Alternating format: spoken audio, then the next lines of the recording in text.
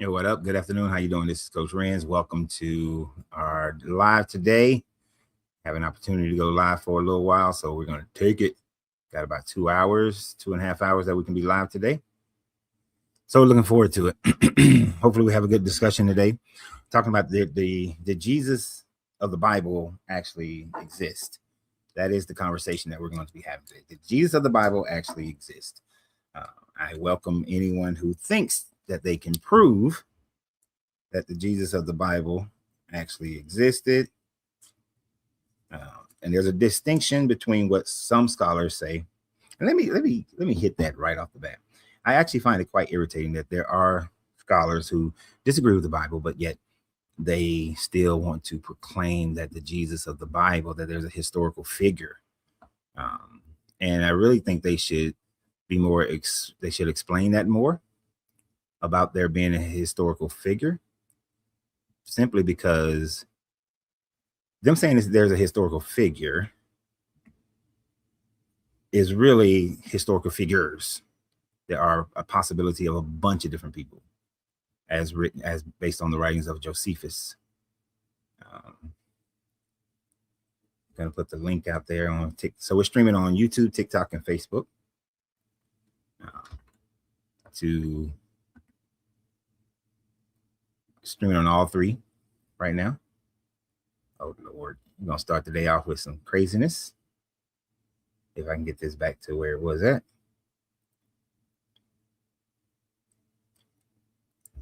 What up, Bishop Nubs? Wait a minute. Hey, brother, how you doing? I'm doing good. How you doing? I'm doing good. I've been reading the Greek. You've been reading the Greek. Upon some, no pun intended when I say coming upon some things, but we gotta give it up to the great and whonderful Mary Magdalene, the Bacchic whore. Mary Magdalene? Yeah, Mary Magdalene, the Bacchic whore. The Bacchic whore. Yes, she brought her Bacchic alabaster vessel and anointed the feet of the Christed being, vigorously rubbing that oil in. You know what?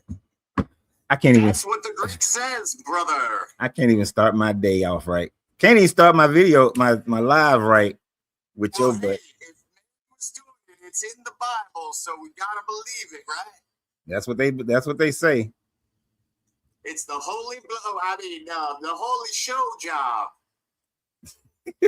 That's what, indeed, that is what's said. Yeah, and if you look at the alabaster, well, that was a Bacchic tradition to be used. It's a cylindrical thing. You know what? It's about 5 to 7 inches, maybe a little bit bigger. What do you think about the subject matter today, sir? This is the subject matter. I'm talking about the divinity of Christed and how he comes upon his children. The Greek is getting confusing. But as far as any actual Jesus, no, I don't think there's any actual evidence. Deal with this too. I think that there's a couple of people that it might be describing. I think the writings of the emperor when he gets arrested or kidnapped by the people that he called lestes, which was a term for traffickers. Mm-hmm.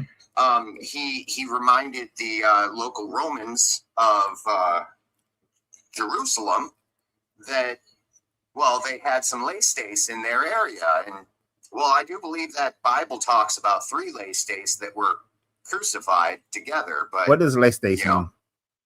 Well, that's a trafficker, sir. Oh, okay. So that we all know. Specifically of people that would not have qualified to pay the temple tax, like the 11 apostles that did not pay the temple tax of 1/2 drachma a year for men over the age of 20. None of those 11 paid. Peter paid and Jesus paid, but he also allegedly paid the mastery tax, right? So we have a little bit of tax because he's a teacher, but who is a teacher teaching other than young men under the age of 20 that aren't paying the tax? Weird. Yeah. So if he did exist, he's a somebody that would belong on said list of other general concepts of today, government list. I mean, anyways, not that kind of list. No, Jesus wouldn't be that kind. That's not why he was arrested with a small young boy in the garden saying, "I'm not a Laistace," as the boy was running away, leaving his Sindon behind in his nakedness. Weird. Yes, that is a weird situation. Very weird. That Bible, it's almost, I'll leave you with this thought. All right. It's not quite 50 Shades of Gray. It's more like 120 Shades of Gray, because that's some fucked up shit.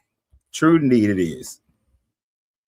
Truly, I tell you, if you are being came upon by Christ, you better wipe up. You trying to get me banned?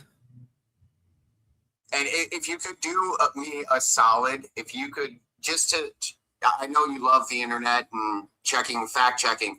If you could check out what an alabaster, like the shape and the context of the alabaster jar that is in question in that, and because it's definitely a Bacchic tradition, the Bacchae, the women of the Bacchae, the whores, and that's why when Jesus was talking and he was saving the whore at the well, Mary Magdalene, he said, "Any of you that have no sin, cast the first stone." What he was really saying is, any of you that have not fucked this woman, you get to throw your first stone, because she was a Bacchic whore, and they all had intercourse with her, or some form. Maybe it was a little bit of blessing from the Bacchic whore.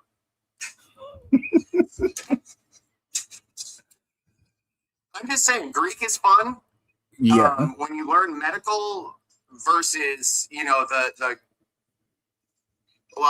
very flagrantly painted narratives that we get from the Catholics. But it's interesting. If what I'm saying is final thought, I swear to God, if this is all hearsay and conjecture, why is it that the Catholic Church throughout the years has spent more than $2 billion, yes, I said billion with a B, dollars for sexual misconduct, specifically majority of them being with children? That's weird. It is. That's really weird. Now, to stay on subject, but I did do a quick look at the alabaster box. And although it's called, no, it was not a box. Let me finish. Let me finish. There are some instances where it looks like a box because of our common terms and what people started calling it later on in medieval times. But then going back to first century, it looks either like a butt plug or a dildo, right? But I've seen these types of jars before being used as a jar to hold something. Hold something like that purple rug that was so very common in all of these stories. Now I have to go. It'll take a lot more research and time to go look up its connection to the Bacchae. So sure, I'll have to look Bacchae. Remember, Bacchae is Bacchic, which is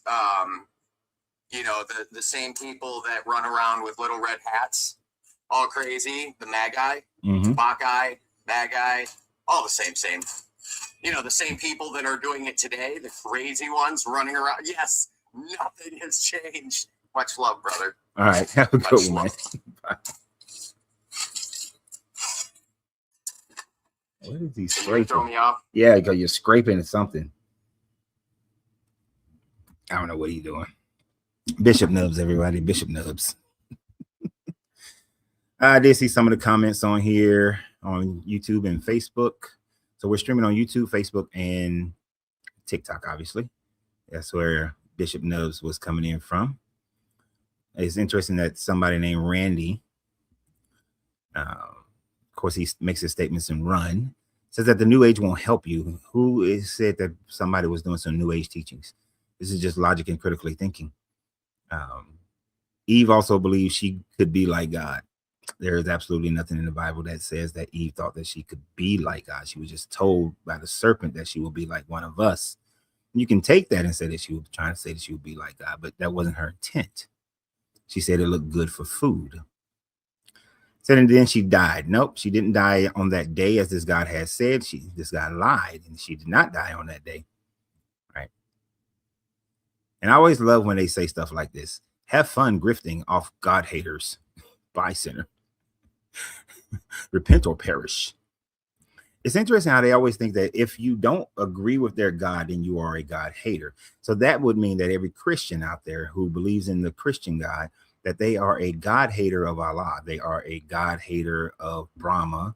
They're a God hater of every other God, because you're an atheist towards every other God. So that means you hate every other God, according to your definition of how a person's mind must work. I do not hate your God. I could care less about your God. Your God doesn't have any sway over me. So, but the conversation today we're going to be talking about is, did Jesus of the Bible actually exist? Which I did a video a few years ago. Man, it was a lot of years ago, actually, where it was the liar, lunatic, or legend conversation. We know that the Bible does lie.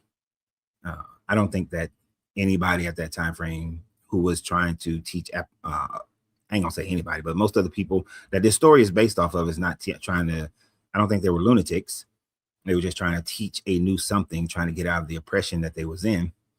But Jesus' character is certainly legend, completely legend. And legend is basically where somebody takes something that happened in reality, and then the story grows. The big fish story, the Johnny Appleseed story, I forgot the big tall guy who's supposed to create the Great Lakes, but your John Henry's, David Crockett's. The Jesus narrative is certainly a legendized story that people then try to support and call it true. And unfortunately, people are living their lives based off them thinking that this story is true, when fact is, any person with any amount of critical thinking and openness to that critical thinking can realize and would realize that this story is a completely false. That there is no resurrection, there is no ascension, there is no healing preacher that's walking around. So I put up a couple of things on here that people, some of it is about what people use to try to prove that Jesus existed. Others of it is just contradictions within the biblical narrative itself. So the very first thing that happens in the story of Jesus is a contradiction of when he was alive, which in itself demonstrates that this is a legendized story about something that these people hoped would come, or a government push by Vespasian to create a docile version of Judaism. So one of the simplest ways that I always, when people say, oh, can you prove that Jesus didn't exist, prove that Jesus didn't exist. Well, if Jesus existed, then I like to ask the question, when was Jesus born? Oh, somebody put that on there. Prove that he didn't exist. So Table, what is your name? Before it goes away on YouTube. So Table Salt Archives 712. When was Jesus born? Can anybody tell me when Jesus was born? When was Jesus born? Where the only window on the... Do you happen to know where the only window on the ark was? Not right off the top of my head, I do not. But when was Jesus born? Because if somebody were to say, did Lorenzo Reed exist? But there's different time frames of stories of when I was born. How much energy would you put then into it? According to the Bible, let me be specific. Sorry about that. I hate it here. I hate it here. Said allegedly around the winter solstice. that's what people utilize in order to make it fit the Christmas holiday. But if this, according to the Bible, this being would have been born in the spring or the late or the early fall. But what does the Bible say to let you know when Jesus was born? A roundabout year. Give me a roundabout year that Jesus was born.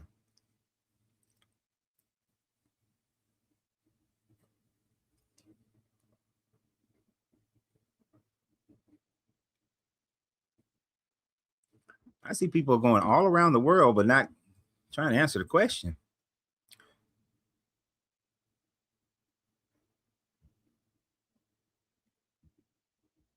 A whole bunch of stuff about some clocks and all this shit. I don't care about Exodus right now. Nobody cares about Exodus. This is the subject matter. When was Jesus, in and around about what year was Jesus born? Okay, we got to take her over here. It says 6 BC. 6 BC. Now, if you are reading the Matthew version of the story, then you would say that the Jesus character was born somewhere around between 6 and 4 BCE, no later than 4 BCE, but as early as possibly 6 or even 10 BCE. And the reason why people would say that is because if you're only reading the Matthew version, it is said that the character Jesus was born during the time frame of Herod the Great, when he was ruling over Judea. So that would put it around somewhere between 6 and 4 BCE. And that's what you'll hear many scholars say is becoming more popularized for people to say, put it in that time frame. I can't see your name. Patah is saying April 6th, 6 BCE, reborn again, paperwork bloodline. All right. But if we were to go and read Luke, when does Luke say that Jesus was born? Luke says that Jesus was born during the time frame of a census that was being conducted by Quirinius, who was at that time frame the governor of Syria. He was conducting this because Herod had died. His son Herod had taken over, and he was down there conducting a census that was told him to do it by Emperor Tiberius. We historically know by Roman records that the census that was done in Judea was in 6 CE. We also know that Quirinius was not a governor of Syria in the BC era time frame. He did not become a governor of Syria until around 5 to 6 BCE. It was one of the first, 5 to 6 CE. It was one of the first things that he did in office was to go and conduct this census.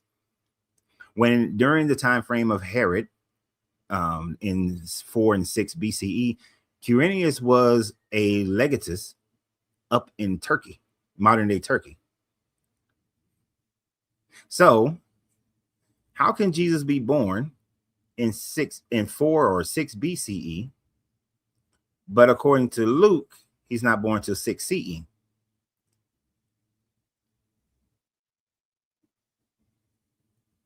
So if they can't even get the time frame that he's born right. We're gonna bring Joseph to the stage. How you doing, Joseph? Oh, that was quick. Can you hear me? Yep.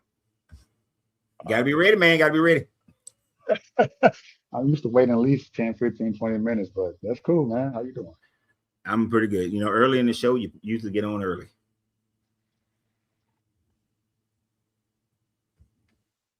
Are you there? Oh, can you hear me? Can hear you now. So, do you think that the Jesus of the Bible is real? A real person? That he existed? I'm sorry, can you repeat that out for a second? Can I do what? Can you repeat that? You faded out for a moment. Oh, so do you think that the Jesus of the Bible is a real? Did he exist? I do. Um, in terms of just historically, aside from the other claims that he was God or he was the Son of Man or Christ and all that, aside from all of that, it's just Mm-hmm. as the man, yes. Um, there's not damning evidence that he existed, because I know you're going to say, well, what is the definitive proof that he existed? Mm-hmm. But to assume that a lot of people who were presumably eyewitnesses of his existence, not just his 12 disciples, if you were to believe they exist, um, don't know why you wouldn't, but okay, they would have to be delusional. Hundreds of other people would have to also be delusional and having witnessed him just being alive, not including his time supposedly after he resurrected, if you were to believe such a thing. So as far as him, like this, just imagine a man who was born during the first century, before all this, mythical mythology, fantastical stuff Uh-huh. about who he is above and beyond, just as a human being. As a human being, it's far more likely that he did exist than he did not. So Um, you would give him like kind of a David Koresh kind of thing. what do you mean by that? I don't know who he is. Oh, you know how you sound like you might be closer to my age, so that's what I was thinking. All right, so David Oh, I'm Koresh. 37. Am I Oh, close? okay. So back in the 90s, I think it was in the 90s. Yeah, I'm sure it was in the 90s.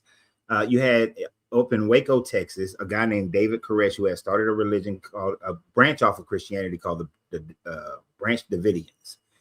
He Okay. claimed that he was the second coming of Jesus, and he convinced a few hundred people to build and live in his compound. He was the only one that could have sex with the wives, with the women, because according to the Bible, everybody is Jesus's bride.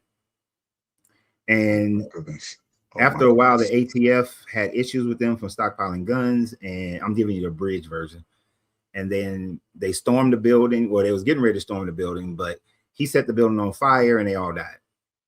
These people Ooh, were delusional because they believed that this man was Jesus, right? Um, wow. and most of them died. Now there were some people who left the compound. They left the group when he's on some of his stuff. They was like, "Nah, that's too crazy," and they left. But so that's what I mean by you're putting the Jesus character in a sense where there was a person who was this cult leader, and then when he died, they developed more of the mystical story about it. Is that what you're saying? Um, n- I see where you're going, but no, I was only speaking to um, his first, I guess you could say, incarnation, and his only incarnation that people recognize to be the most legitimate. All these other, whether it be Jim Jones, I've never heard of David Koresh, so I'm looking at it right now. That's bizarre. The other guy poisoned the people. He put people to fire. These people are sick. But of course, they're using the myth, the man, the legend, and using that story, using that identity, basically hijacking it, like stolen valor. And I'm sure Okay, you understand what that is I do as a understand Marine. stolen valor.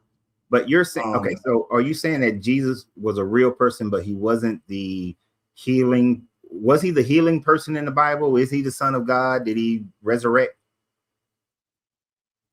well, that part I wouldn't speak.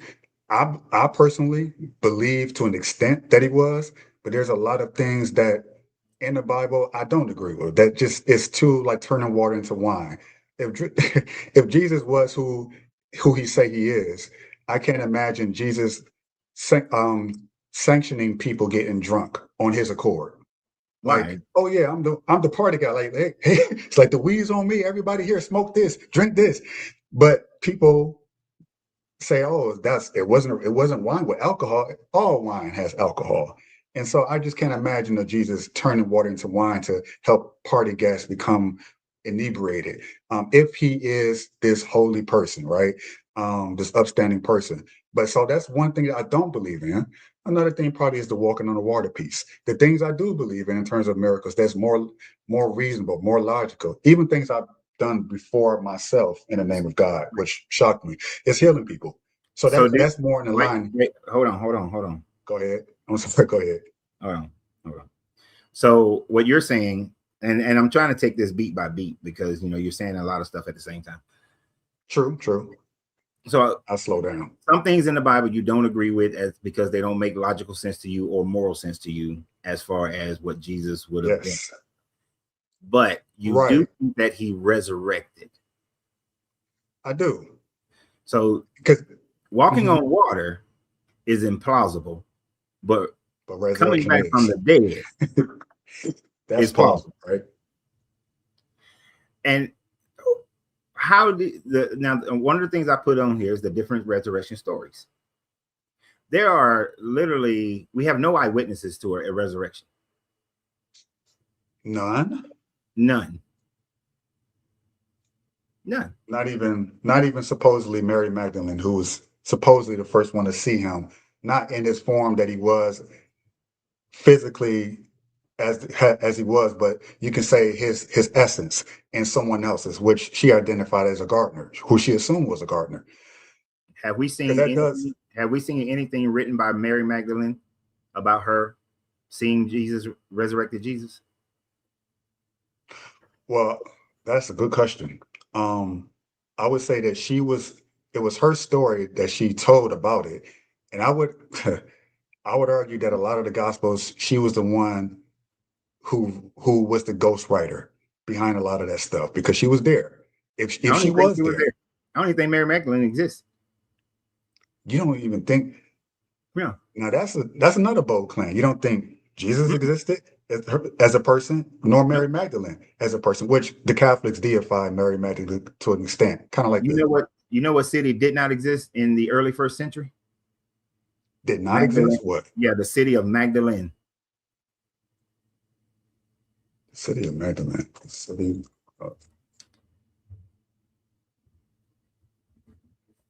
Is that an actual city, or are you? So I'm trying to understand your context and what you say. The city of Magdalene did not exist. Let me see if I can get the right time frame. Okay. Well, Magdala is the actual city. Okay, I'm looking at that. Migdal, ancient city. Oh, my bad. I'm wrong. Sorry. The hometown. But it didn't. Yeah, my bad. I got that wrong. I don't mind getting things wrong. So according to this, it's saying that the city, primary existing from the Hellenistic period, 2nd and 1st century. Why did I think that I was okay? I see that what this AI is telling me. I'm gonna have to do some more research on that before I fully go over it. Because I'm just looking at the Wikipedia, the summary. I remember researching some stuff that was saying the city of Magdalene didn't exist, but I could be wrong on that one. So I'm going to table that one. Not going to even go through that one.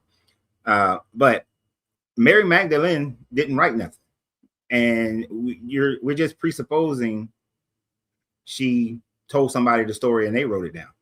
But who wrote Mark, Matthew, Luke, John? So this is long after. I'm sure you already know those details.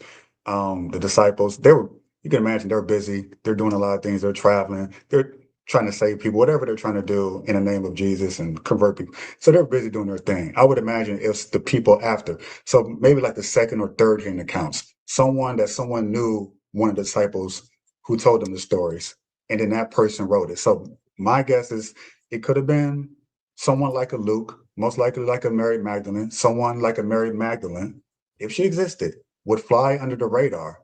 But also you would say, well, there's no documentation that she wrote the scripture or the majority of it, because they have been accredited to men who have wrote the scripture. But as you know, the Bible is mostly it's a machismo type of deal. It's mostly men who wrote it, who are starring it, they're featured in it.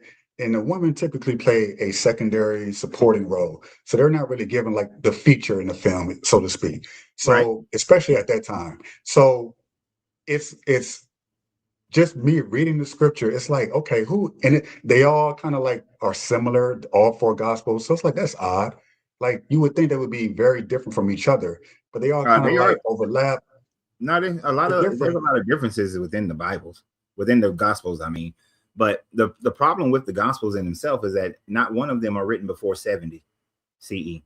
So what you have is a guy named Paul, whoever is identified as Paul, is writing some letters to these churches, these Christian churches. There is a Christian religion that is running around in the 50s. And Paul is inserting himself in as someone great based on some legendary story of a dude who preached and was killed, right? But the Gospels, which tells you these resurrection stories, are not written until after 70. So they are certainly not written by the so-called people who was walking around with Jesus. They had no names to them until 180, 181, when Irenaeus decided to name them Mark, Luke, Matthew, and John. And Luke says he's not an eyewitness. Mark says he's not an eyewitness. They say they're not eyewitnesses. I agree. Yeah, so, yeah, most of them aren't. Most of them aren't. Not even Paul. Until she say no one eyewitnessed this resurrection. Paul didn't see it.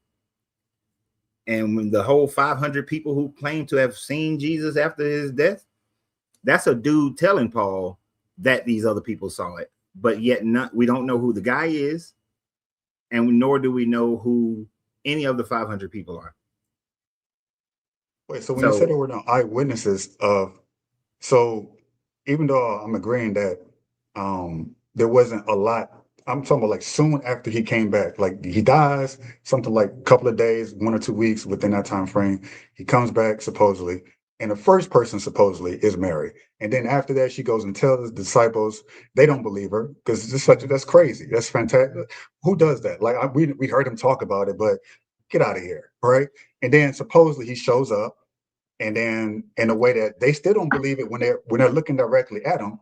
So then, I think you got the doubting Thomas. One of them, Thomas, right? He puts his hand in his he sees it. He said, "I've seen it." The whole okay, this is you're telling us the narrative, but you're not telling us how that narrative is true. It would be like me telling you that John Henry was able to use a pickaxe and beat a machine to drill through a mountain, and there were 100 people who were standing there watching him do this. I'm telling you this story. I wasn't there, nor have I talked to, and no one of those 100 people, not one of those 100 people ever wrote the story that he did this. So why would you accept this story as being true? I would say it's the closest to, well, stories are going to be stories, right? So I would argue that even if the person, let's say Doubting Thomas, or let's say Mary Magdalene, and it's documented that they wrote it, there will still be contention about whether or not these people actually wrote the story.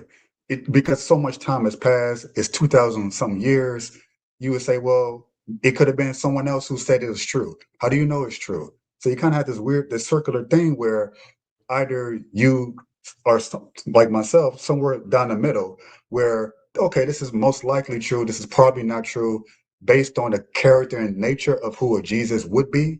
Okay, these things fit, these things kind of fit, and there's still going to be some holes in my understanding. But then you have the people who are more fanatical on the other side, where everything is true about, it's true, it happened exactly as it said in the Bible, and that's not true. But then you also have people like yourself on the other opposite end of the spectrum, where absolutely nothing happened. You go so far as to say that Jesus didn't even exist, and not even scholars. Most mainstream scholars who are atheists, the many of them, they're not like out trying to find proof of anything. They're like, well, did he or did he not? Right? They take a more scientific approach, and they would say, you know what? We don't believe in the fantastical version of the stuff they talk about in scripture about Jesus, but we can't deny that he did not exist.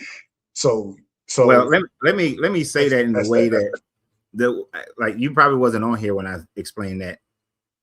I can't stand how some of these so-called experts, people like Bart Ehrman, I love a lot of his information. But when they say that there's a historical Jesus, it's most likely that a historical Jesus existed. There's some things that they ignore and should change the way they say that.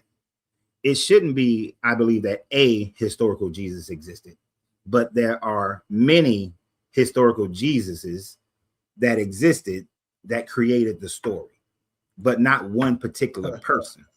Because when you read the writings of Josephus ben Matthias, Josephus talks about, you see it up on the screen, Joseph in the middle, Josephus ben Matthias. Yeah, hold on.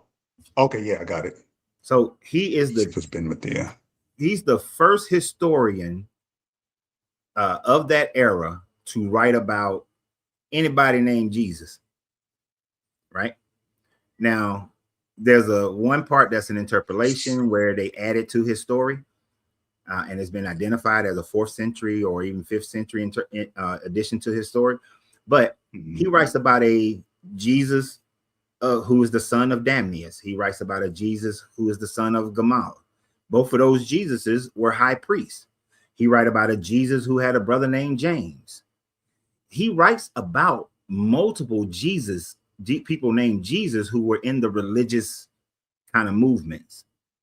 And when you read some of the stories that he wrote about Jesus, you can see a little part over here seems similar to the gospel, like one of them trying to reform the church, and you got another one trying to flipping over some tables.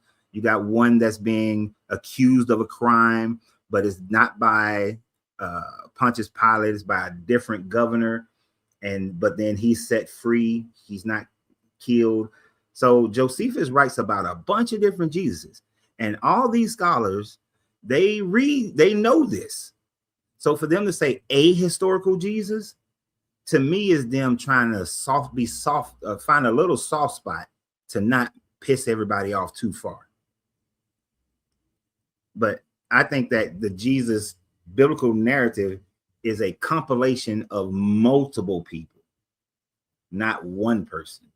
And it's just little bits and pieces to make the story.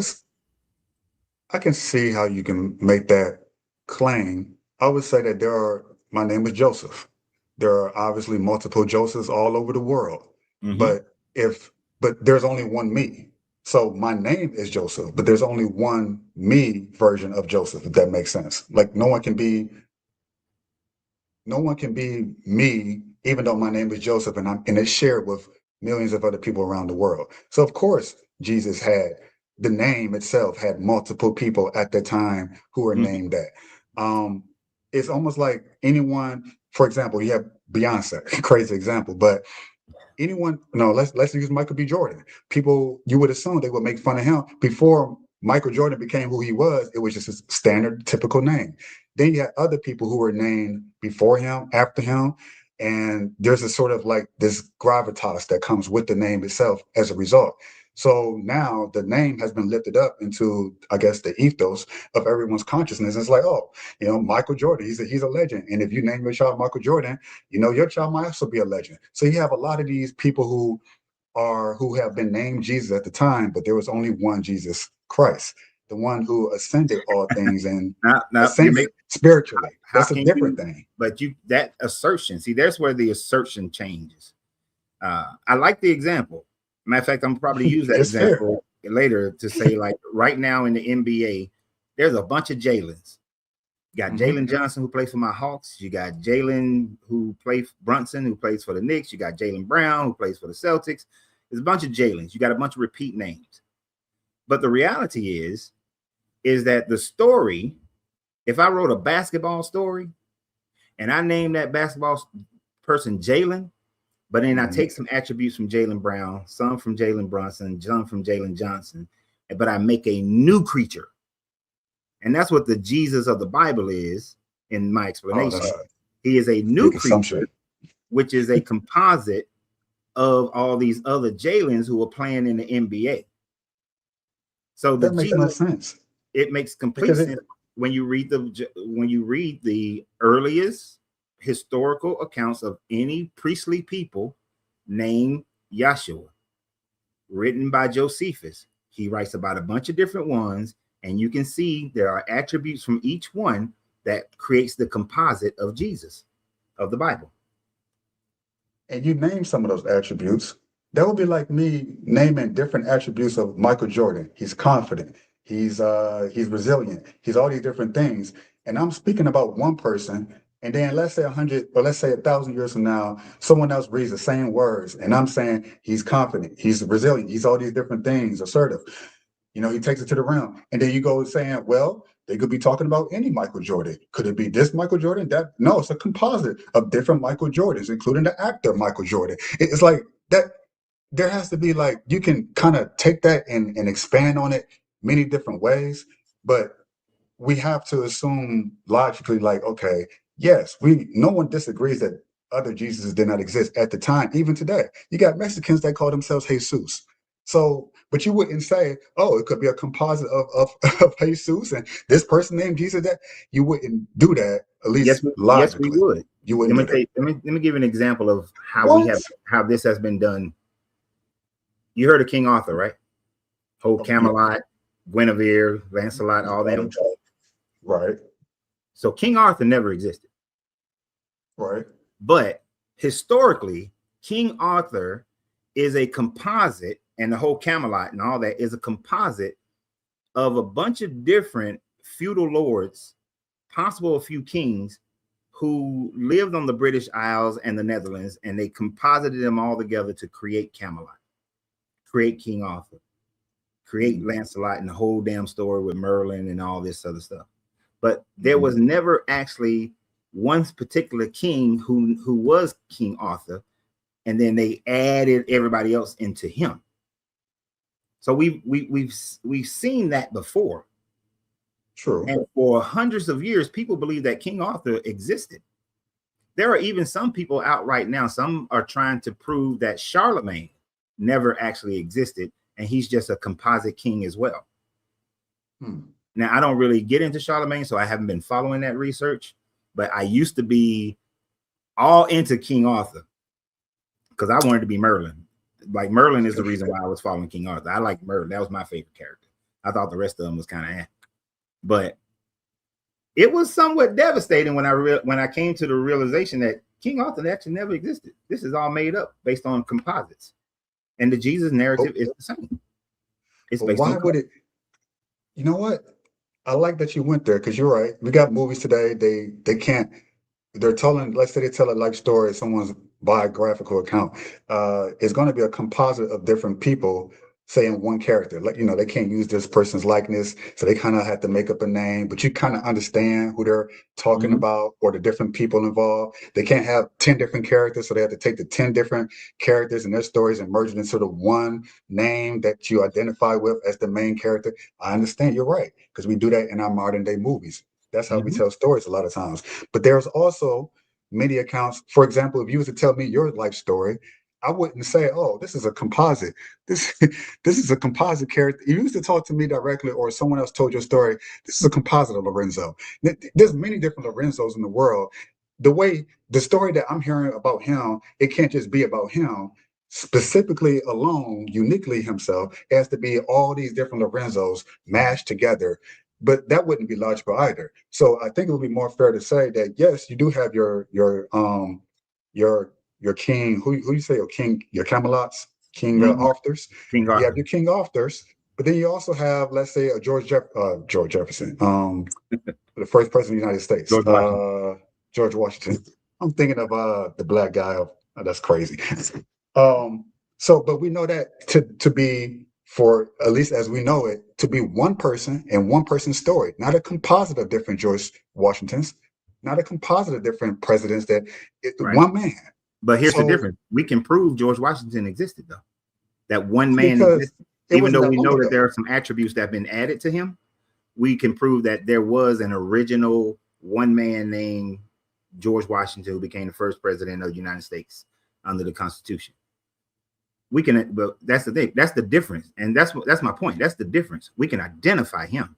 We cannot identify the one person that the Jesus story would have been based off of. So he is a created character from a composite of other people who had similar qualities or did similar things. would it would it be fair to say that, okay, let me see, because I know that the people supposedly who were the eyewitnesses of who experienced him in some way, shape, and form, Hmm. their perspective of him, you can say, well, that's okay. They're saying they see this version of, for example, your wife sees a different version of Lorenzo. Your kids see a different version of Lorenzo. Your friends see a different version of Lorenzo. And if they were all to come together and say, well, this is my experience with him, this is my experience, and put it all in one story, you'd have people who had never experienced the side that your friends did, that your wife did, that your kids did, and say, well, this is probably not even a real Lorenzo. But is it not possible that all these people's different perspective of him, be it right or wrong, however way they experienced him firsthand, that that would be, we just have to kind of take it as that's just what it is. They experienced that. And this is who they say this person is when they met him. So you have to kind of take their word for it. You can't or just completely say, But bullshit. We don't, but it see, doesn't that make any would be sense. presupposing that the people, that the Bible is written by eyewitnesses, and we know for a fact that the Bible is not written by any eyewitness. You see, your example of utilizing me would be people who actually witnessed me and was with me, and they wrote about me or told stories about me. That's one thing. You can prove that those people existed. You can prove that those people were with me. Fine. Then you're going to have different opinions still. I get it. But we don't have any of that for a person named Yeshua who was leading these people in a different form of Judaism. We simply don't have I would agree. You're right. There are no people who, other than, and you already said this is, that's not proven. Other than Mary Magdalene, and my suspicion that she was the one behind most of the gospels, not the epistles, but just the gospels, it. in terms of the main story. Where did they get that from 70 some years after he passed away or I mean, was killed I've or heard whatever? that. I've heard that theory before. Back in the day, but there's Mhm. just simply no Not enough evidence. evidence, right? Yeah, that's Yeah. just the opinion of the culture. We'll say, the opinion is the culture was very masculine at the time frame, Yep. and because of that, a woman was looked down upon. They Absolutely. would not have accepted her writings or anything of that sort. But since she seems to be a very influential person within the story, and especially if you read the Gnostic versions of the story, Yeah, those then are interesting. that's kind of like where that thought process comes from. But that's a theory with just a little bit of circumstantial evidence based on how we view the world today. Hmm. Right? No one would have thought of, well, I ain't gonna say no one, but 99% of the people 200 years ago would have thought of that theory. Like, that is a very That's recent true. theory. That's fair. So that theory is defined by the culture, not defined by any kind of information that would support it. But it also doesn't make it not as valid just because we have evolved in terms of, well, at least Americans, to an extent, in terms of how we view women, gotten better with accepting, okay, their own autonomy, their own thoughts, feelings, beliefs, ideas, and experiences to be told, Well, valuing it as highly as we do our own gender, well, as men or Americans are as still males. kind of behind. We ain't the top We notch are. on that one. We are very behind, but we've come far enough to at least we can even ponder, like, wait, well, maybe a woman, nah, maybe she did. Like, we got to that point. So before, you're right, there was never even a question. Like, there's no way possible that a woman would have had a hand in writing any of this. It was absolutely men 100%.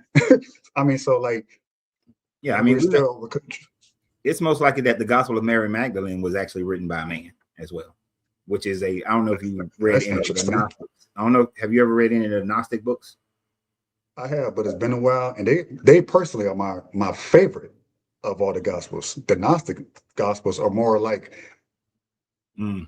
it's So more that, spiritual, it's deeper, it's more like, a lot of people reject it because it's not canon, but it's like, man, this just makes, it helps put a lot of other things that's in a canon into perspective. Like, it gives you more detail that you feel like if something's missing. Those Gnostic, those extra bits, it's like, why would they take this out? This seems really interesting and enlightening. So I feel like it kind of like fills in a lot of the blanks. Not No, everything, I'm with you. but I understand that. I went through that part of my deconstruction. I went into the whole Gnostic thing. Now I don't use the term they took it out because it was never part of a canon. Like the Gnostic writings were never part of the canon, so it wasn't something they took out. It's just something that was never accepted by what would become Christianity and what would become the core canon of Christianity. But needless to say, I understand now. I understand more of where your perspective is coming from. Reading the, since you're reading that, actually, I did a whole breakdown of the Gospel of Thomas. You have to go like way back through some lives to find that. And actually, that one is in a series. That's grouped together in one series on YouTube. As a matter of fact, little shameless promotion there. So, but the fact still remains, and this is my hang up on it, is that when we look at the story of Jesus, we got contradictions in his birth of when he was born. Is one, even if it was based on one person, they can't even get the fact of when he was born right. Was he born in 6 BCE, 4 BCE, or 6 CE? It can't be based on one person if they can't even, we don't even know when he was born. We got we got a 12 to 10 year difference in his birth narrative. We don't know where he grew up. Did he grow up, according to Luke, he went straight back to Nazareth in Galilee? According to Matthew, he went down to Egypt. We don't know. You got two conflicting stories. Both be both true. People travel. Both of those can't be true because both are happening at the same time, so they both can't be true. Well, if you're talking about like just like him being born, and they talk about the 3 wise men and giving them the parents a warning, so he's here, I think somewhere like in Bethlehem in that area, and then they get news of, oh crap, you should probably, Herod is looking for this person. He wants blood. He's trying to stop this person from becoming the new king because he's afraid of the so-called prophecy. So then you have to imagine he's born, this Jesus child, and they're taking him and moving him someplace else. So technically he's born in, say, as an example, Bethlehem, but now they have to flee. So they're going to Egypt within probably his first 2 or 3 months of life. So you can say, well, they can't get it right. Was he born in Bethlehem? Was he born in Egypt? Was he born here? Was he born there? He was born in. He's going to be traveling. Born in Bethlehem. Both stories say he was born in Bethlehem. It is what happens after. According to Matthew, he gets the warning. They move to Egypt. They stay in Egypt until Herod dies. Okay, that was about right. All right. According to Luke, he's born after Herod is already dead, and then after the time frame for Jesus to be considered clean and for Mary to be considered clean, then they go to Jerusalem, they do their sacrifice, and then they go back to Galilee. And for the next 12 years, they go back to Jerusalem every year for the Passover. Right. So he could not have spent his first 12 years in Galilee going back and forth to Jerusalem if he was in Egypt until Herod died. You see what I'm saying? Right. So you're saying that, just to be clear real quick, you said Luke said that Herod had died and then before Jesus was born? Is that what you're saying? Or did I mix that up? No. That's what Luke says. That's what Luke says? Yep. That's insane. No, so that's obviously well. It's contradiction. I mean, it's either he was born when Herod was around, the 3 wise men, that whole story, and then he's looking to get blood, or Herod died and then all these things happen. However, see, this is why man, I get it. I totally get why people are like, man, the Bible doesn't know what it wants to do. At one moment, it's saying that, Jesus was here when Herod was around. Now they're saying that you have one whole gospel saying the opposite of that. So now you can't, that doesn't make any sense. So I had to go and dig a little deeper and found that they have historical evidence of a Herod existing. You do, or do you believe that Herod is an amalgamation of characters too? Do you not think that he existed? Just okay. King Herod, he existed. Herod Antipas, he existed. Okay. The lineage of Herod is documented to have existed. We have enough what we utilize as evidentiary proof, written proof, coin proof, pottery proof, True. And it's an extra proof, like, you know, we can see what the Romans wrote concerning him, you know, that sort. So we, you know, Herod existing is acceptable. Okay. Fair. So no, there's no problem with that. But see, one of the things you have to look at, so like Luke chapter 2 says, in the days, in those days, a decree went out from Caesar Augustus that all the world should be registered. This was the first registration that was taken while Quirinius was governor of Syria. Quirinius didn't become governor, he didn't become governor of Syria until 6 CE. CE, okay. So, and Herod died no later than 4 BCE. So which story do you think is most likely acceptable or most likely to have happened if Jesus existed? That Herod was trying to stop Jesus in his tracks, or that he died and then that whole story, that whole narrative is basically dead in the water? Okay, so the whole narrative is dead in the water, but if I had to pick one that sounds more reasonable but still got problems within itself, would be the Luke version of the story. You see, because we can prove some of the things in the Luke version of the story actually happened. Like a census was done in Judea because Herod Archelaus had, I think, is it Herod Archelaus or Herod Antipas? I think it's, but we know that one of the Herod's first successor, which I think is Archelaus, we can see that there was a Roman decree that went out to do a census only in Judea, though. We know that happened in 6 CE. We know Quirinius was governor of Syria in 6 CE. So we know those things happened. The stuff about Herod in Matthew says that Herod committed this infanticide in Galilee, in Bethlehem and the surrounding towns of Bethlehem, but there's zero evidence that ever happened, that a decree ever went out.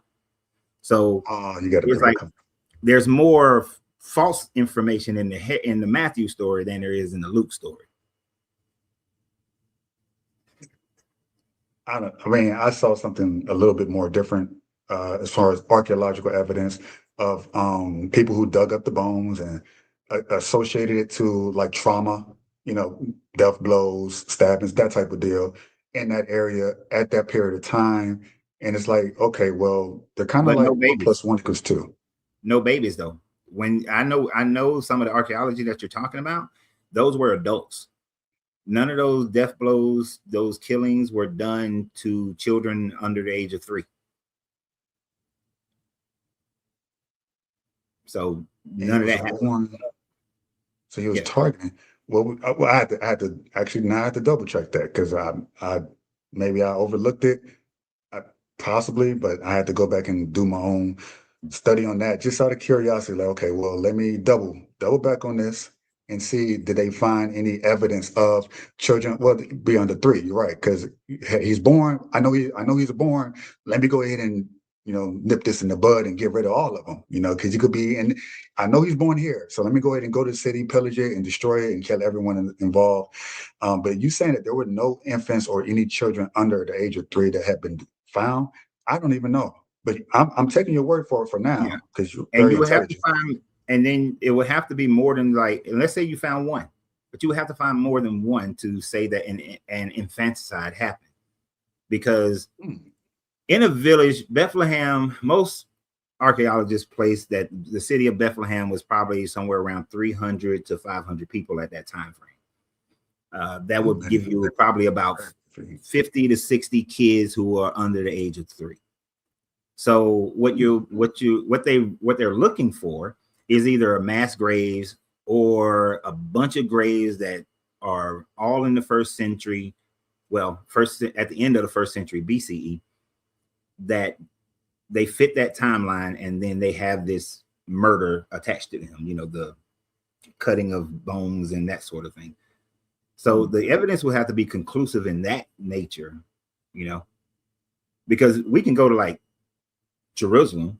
There's a 7th century, I think it's 7th or 8th century. No, it's like an 8th or 9th century temple ancient temple that has some dead baby bodies, right? Mm-hmm. And this is why most archaeologists who are not apologists say that during that time frame, Northern Israelites practiced child sacrifice, right? True, unfortunately. But we don't see that later on after the time frame of Josiah. You don't see that sort of thing. So so that's why you would need to have something like that in order to prove the Matthew story of Herod committing this, this heinous atrocity. Mm. And then, of course, there are no records of it. No, like written records, no tablets. There's nothing written on the walls. There's nothing, no pottery that shows it. There's nothing. It's just in the biblical story. That's it. On one hand, you said that's it was just a biblical story. On the other hand, said that it did happen. It's just there's not enough evidence to show that it was infanticide. So which one is it? I mean, either it did happen or it didn't. Say that again. It didn't happen because there's no evidence that shows that it happened. I thought you just said that. No, I was saying that. Okay, so Jesus, the Matthew story places it at the end of the 1st century BCE. Okay. There are Israelite temples that date back to like the 7th, 8th, 9th century BCE that shows infant sacrifices. Mm-hmm. That we're talking 700 to 900 years earlier. So we know that and I was just saying that since we found that's how we would have to find some evidence like that, but in the 1st century, at the end of the 1st century BCE. But we haven't found anything. There's nothing been found like that. I have to do some more study on that.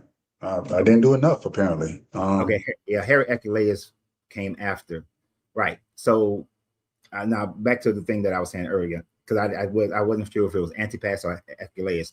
So Herod Archelaus comes after Herod the Great, but it's after Herod Archelaus dies. That's when Quirinius comes down to do the census. Okay. In Judea, which even throws off some of the narrative of Matthew, because Matthew says that after Herod the Great had died, that's when Mary, Joseph, and the baby Jesus came back. And what it says, they came back, they saw that Herod Archelaus was ruling over Judea, and so they went to Galilee, into the town of Nazareth. Right. So Jesus is alive during the whole rulership of Herod Archelaus. But according to Luke, he's not even born until even after Archelaus' reign is over. That to me is that's a much more, I know you believe that to be most likely true, but that to me is a much more wilder claim. To me, well, what about that he wasn't born until after the Roman census was done? That's a wilder claim than an infanticide that we don't see any evidence of. Well, but there is evidence that Herod did went into Bethlehem and the town of 500 people looking for something. What evidence? Say, or he just went in there or he just went into this random town in Bethlehem and just killed people randomly without rhyme or reason. Where's the evidence? What evidence?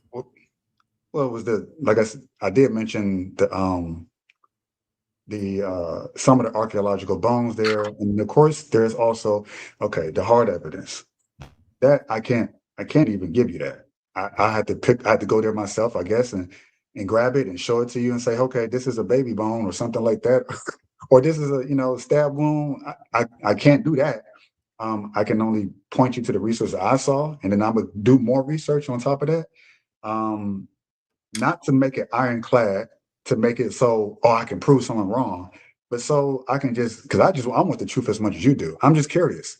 Okay. Well, I just looked it up real quick, and it says that there is no direct archaeological or non-biblical historical proof, such as contemporary documents that confirm that Herod the Great ordered the slaughter of infants in Bethlehem. Primary accounts come from the Gospel of Matthew, written decades after the event. While Herod was notorious for extreme paranoia and killing family members, historians debate over the event's historicity. So I don't Listen, know. there's a lot of stuff that this stuff that happened in Vietnam that I just found out that happened almost 50 years ago in terms of that one incident where they went in the killing fields and what US soldiers did. I was like, that actually happened? So there's a lot of stuff that gets covered up. And this is modern times. And I'm learning about this. I'm like, how is that? That was never reported. And they just now came out with this story because they wanted to protect certain people in charge, the powers that be. And then it took 60 something years for these people to get on camera and say, yeah, I participated in that. I regret having taken place and off and off all those Vietnamese. And, that was a terrible day in history. I forgot the exact term that they used for the massacre, but it happened. But I would have never known it happened because they did a massive cover up. So there's going to be a lot of that too. If you're doing something like, all right, let's get rid of this, keep it on Now, the okay, radar. okay, but you got to put this in the time frame of the culture at that time frame. I understand what you're saying about as far as the United States military going into Vietnam. Hell, I ain't even got to go that far back. I can just look at the time frame that I was in the military. But you're talking about the big dog trying to cover up something that the big dog did. Herod was not a big dog. Herod was he was a puppet king of Rome in the area that Rome considered a backwater area and considered even the puppet Herod and all his people as peasants. So Rome, the culture of Rome, and this is how a lot of my deconstruction came about as well.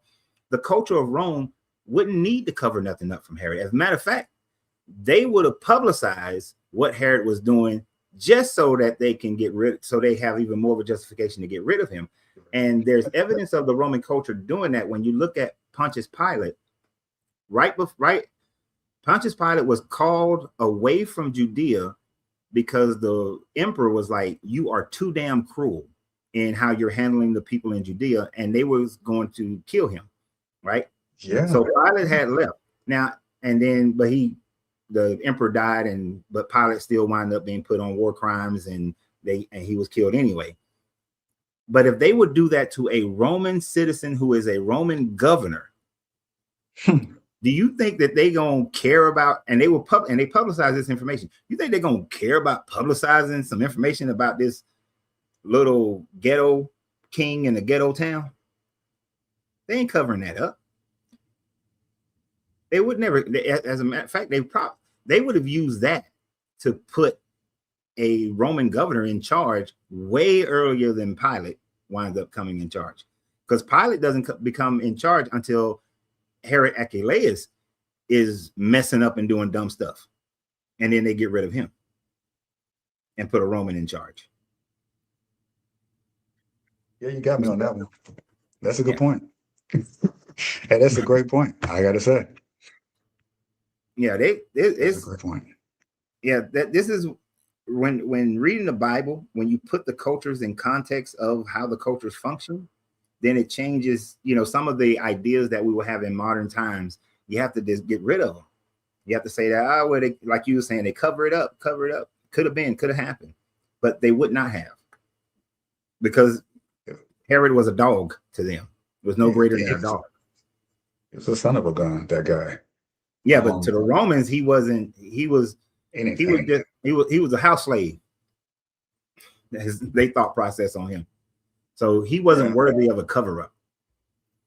But like I said, there's nothing extra biblical. There's nothing archaeological that says that Herod did the things that Matthew claims that he did.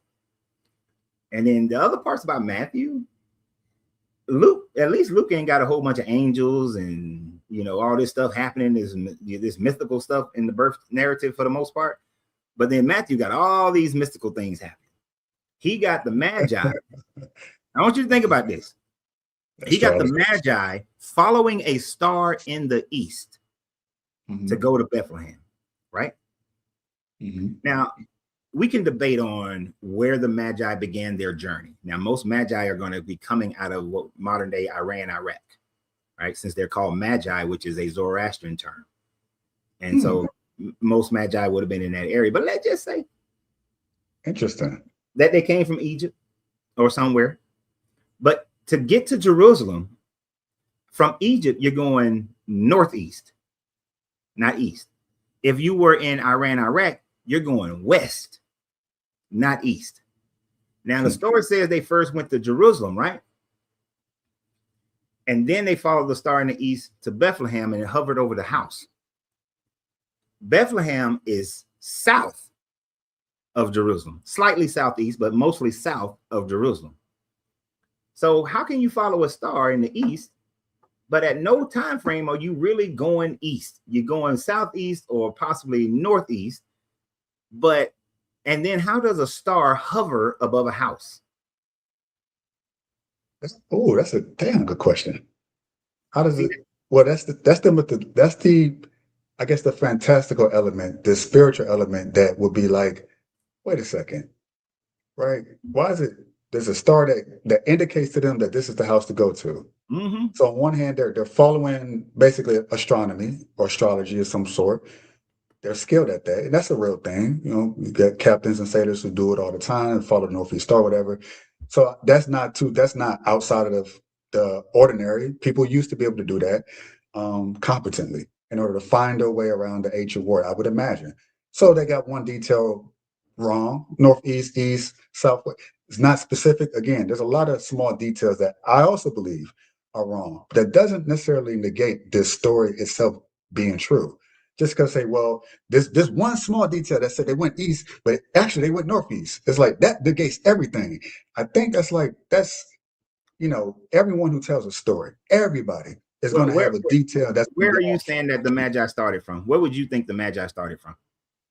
Oh, I'm just going. What you're saying is where they started, how they ended up, but how the story doesn't. But I can't give you any detail off the top of my head based off information I don't have at the moment. I'm just going off what you're saying. Purely on if it's purely on what most logically, they would have been coming out of Iran, Iraq, right? Which is east of Israel. If they were following the star in the east, they would have went towards India, not towards Jerusalem, not towards Israel. Israel is west. Now, any sailor who is utilizing stars to sail somewhere, if they were following the star in the east, but they went west, they would know they're going the wrong way. That's completely a wrong way to go. So, and because, like I said, Magi's come from the Zoroastrian teachings, so they would have been going west. Now, so that whole star in the east thing is like, okay, how are you following this star in the east? Now the Zoroastrian do have a story in the Zoroastrian religion about a star in the east being the coming of a new king, right? And I think that story was adopted into the Jesus narrative. I don't think it actually happened because it doesn't make sense, the fact that they're following a star in the east. So that completely, that one detail alone, you say, well, that alone completely throws everything else about the narrative of the Magi's and the astrologers and it's all this star. All this stuff. When I put it all together, all this stuff just destroys the story. Yeah, there are some big things, there are some small things, but when you take all of them together, it turns it into a hell no thing. Because it turns it all into a hell no kind of thing. Because you can't have this many discrepancies in the story and then expect, well, they do expect, but there's not going to be this many discrepancies in the story, and I'm going to then say, okay, this story is true. Because if you continuously make up excuses for stuff, then you're just no integrity. Right. I was going to use a different word, but yeah, that works. That's a nicer way of putting it. Now I'll use your way. No. What was you going to say? I thought that was a pretty harsh way, but that's delusional. Delusional. It's delusional because you're purposely ignoring information just to maintain the belief. And that's what delusional people do. They ignore reality to maintain their delusion. I mean, delusional. Yeah, because there are clear contradictions between the Matthew and the Luke story. There's clear Yeah. contradiction between all the gospels as far as the resurrection stories. There's zero people in the first century, not one first century historian or writer wrote about Jesus or this movement of Christians. Well, let me not say this movement of Christians. There were those who wrote about the movement of Christians, but there was none that wrote about this Jesus guy walking around performing all these miracles. That none comment, as none is, I mean, at least from the accounts that I've read, I know that Pontius Pilate account, they say that could have been true, that might not be true. There's a whole lot of could have been, could not have been. The Pilate letter, you talking about the Pilate letters? Well, that's one aspect, but they're saying that it's probably most Pilate likely letters have been wasn't determined to written. be a forgery. See, that's what I'm saying. People can point to, there's some things in the scripture and in the gospels that could be a forgery. There's a lot of dispute even within the sects of Christianity, as you know.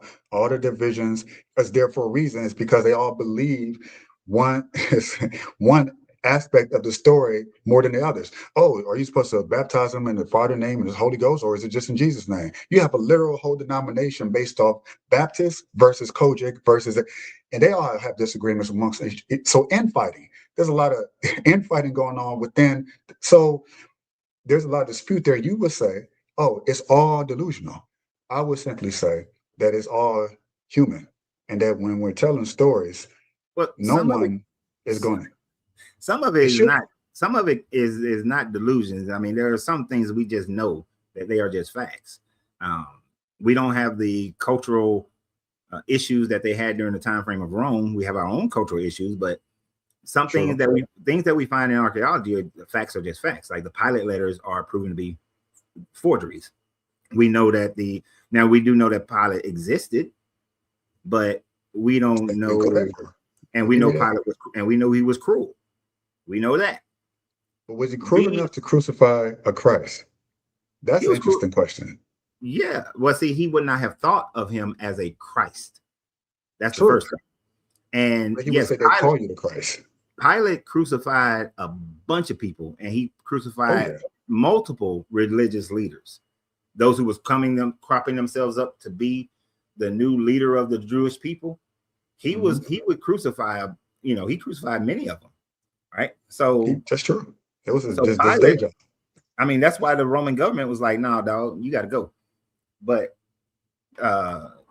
also, so you believe that the Romans and Pilate specifically targeted Jesus, and they was the ones who agreed and wanted Jesus to be annihilated, so to speak. That it wasn't.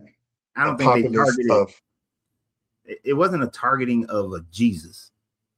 It was a targeting of anyone who they thought was some power, authority, was trying to be king, participating in some form of sedition, trying to take over the government, trying to get the people riled up so that they would revolt against the Roman government. Nero talks a lot about how the Jewish revolts happening throughout the Roman Empire, especially in Judea, was a major problem for the Roman government, especially with that being a major trade route. And so that's why he called Vespasian in to shut down the Jewish revolts. Vespasian and his son Titus came in to shut down the Jewish revolts. So the Jewish uprising were a problem because of their religious beliefs. And these Messiah types, there were a bunch of Messiah types.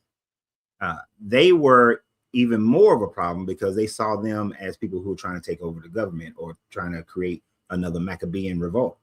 So they weren't targeting this particular Jesus. They were targeting anybody who wasn't playing ball with the Romans, who posed a greater threat.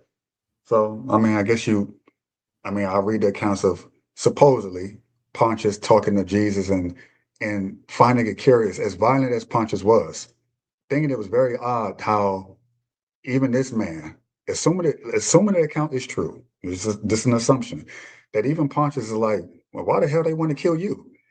Like, if he didn't feel like Jesus himself posed a threat, he's like, they call you the King of Jews. Is this true?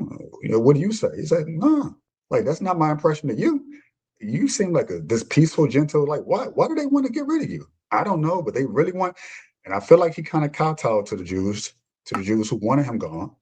Because if he didn't do it, then as you said, they would have revolted because it's like, well, they've been doing it. They've been trying to, they don't like having, no one likes having a ruler over them in their own country. They want to be their own, have their own government like Israel's today, but except at the time it was governed by another entity, let's say a United States over Israel, right? Not their own autonomy.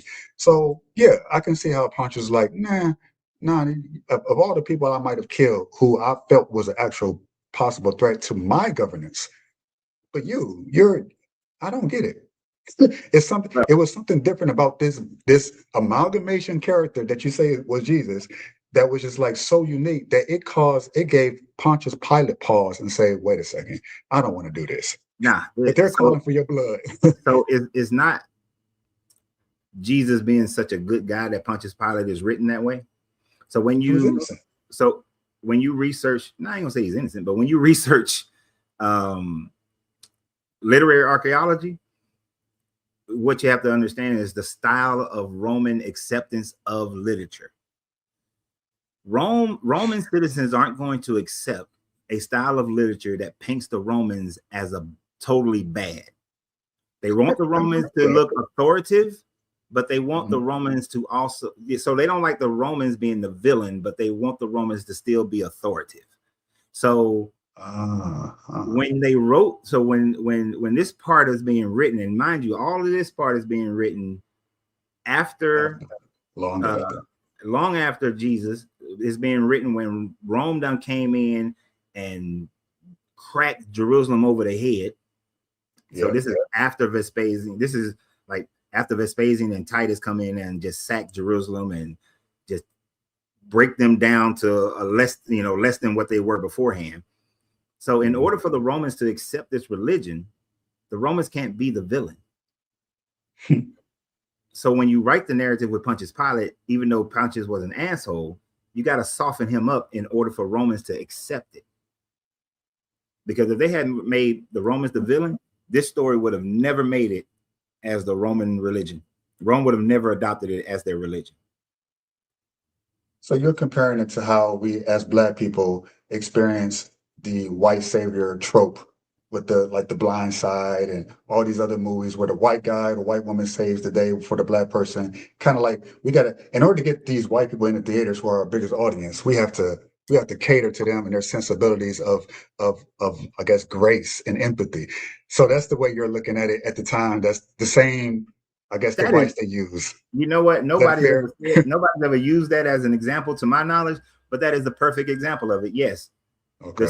We know it's, even to this day, it is hard to get an all Black movie to make the money. You got to have a little nice white guy now. Even with Black Panther, we spent all kind of money with Black Panther, but what did they have in there? They had that one white guy. Yeah, that's the one. You gotta have a good white person in it. I was watching this thing. It was talking about it was a movie Eddie Murphy was making. And the studios told him, we ain't gonna green like this unless you put one good white guy in there. And he was forced to put the one good white guy in the movie. And I can't remember what the movie was. It might have been Coming to America. But yeah, that is a good example of how that's something that's just been continuous. Whoever the dominant group, you got to have one of them in there if you want the dominant group to like the movie, or in this case, like the narrative. You're not going to watch a movie that completely, I'm sure they could accept maybe 80%. Oh yeah, we did some my ass did, but you gotta give me something. Give me an olive branch here. Okay, so Black Klansman. Have you seen the movie Black Klansman? I have not. I've heard good things about it though. Yeah, you got a Black guy infiltrating the Ku Klux Klan. Yeah, them jokers, the Ku Klux Klan members, all white. They look bad, but you got the one white guy that he's partnering up with, and that without that one white guy, he could not have done what he did. So you got to have a good white guy.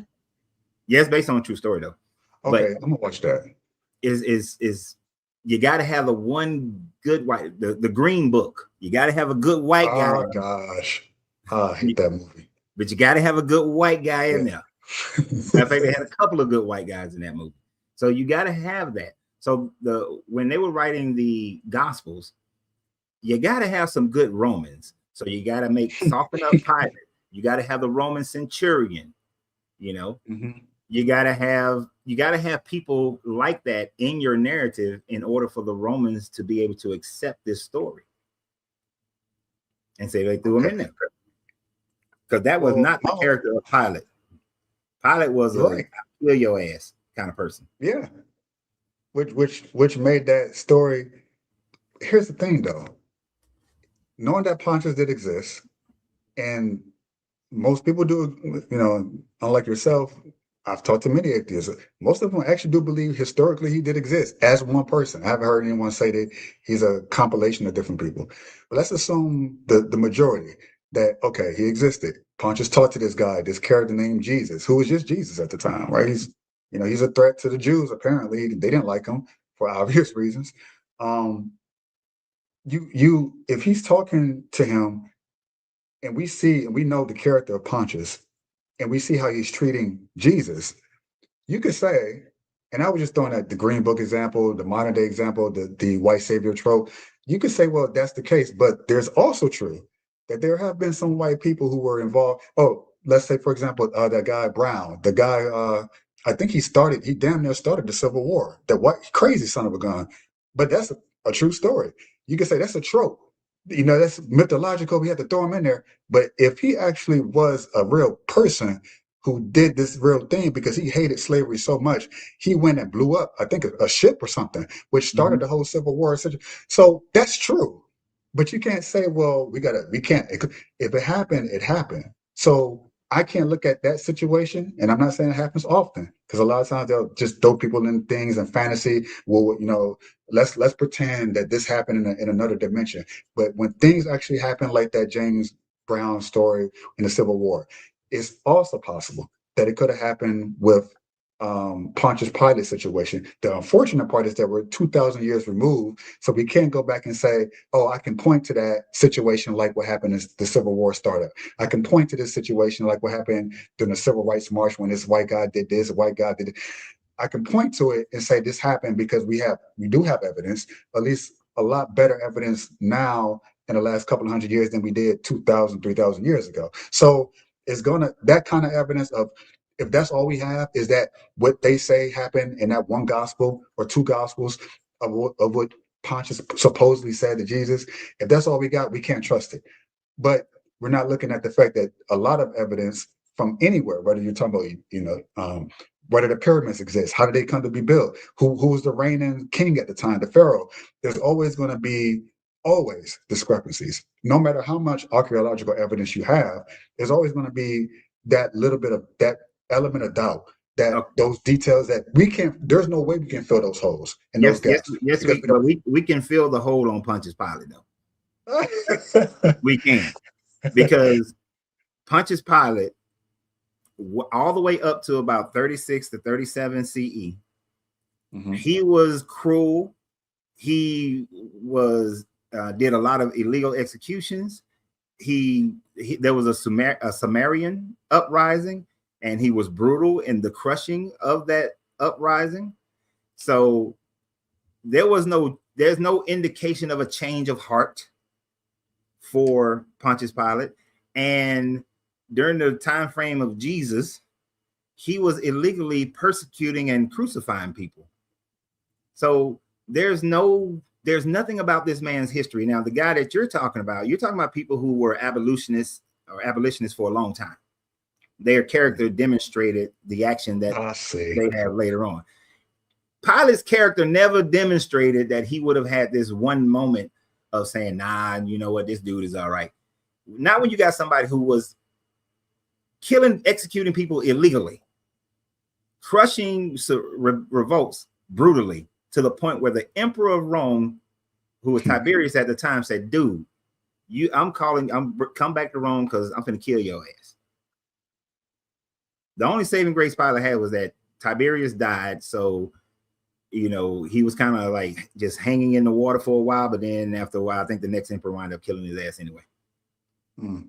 But no, this dude, this is no, that's like I said, that story was created just to soften it up for Romans.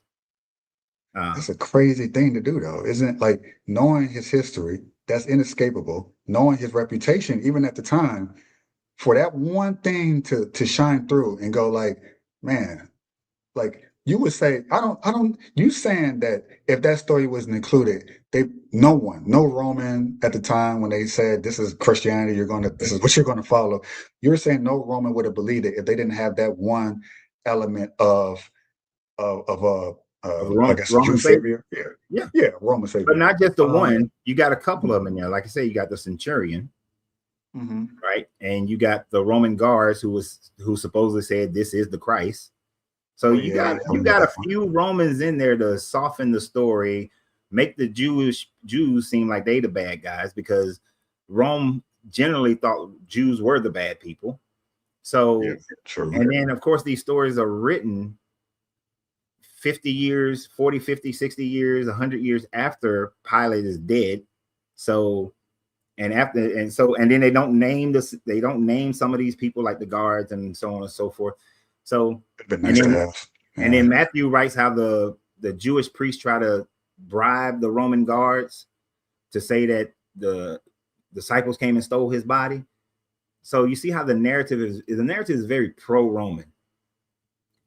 And that's why the Romans were able to accept it. And you got to also think about the fact that even though there were Christians in Rome, throughout the Roman Empire, in mid to late first century, well, actually you can say in the early first century to mid, just in first century, there were Christians, and most of them were Jewish Christians at that time frame. You really don't start getting Gentiles, Romans as Christians, until mid to late first century.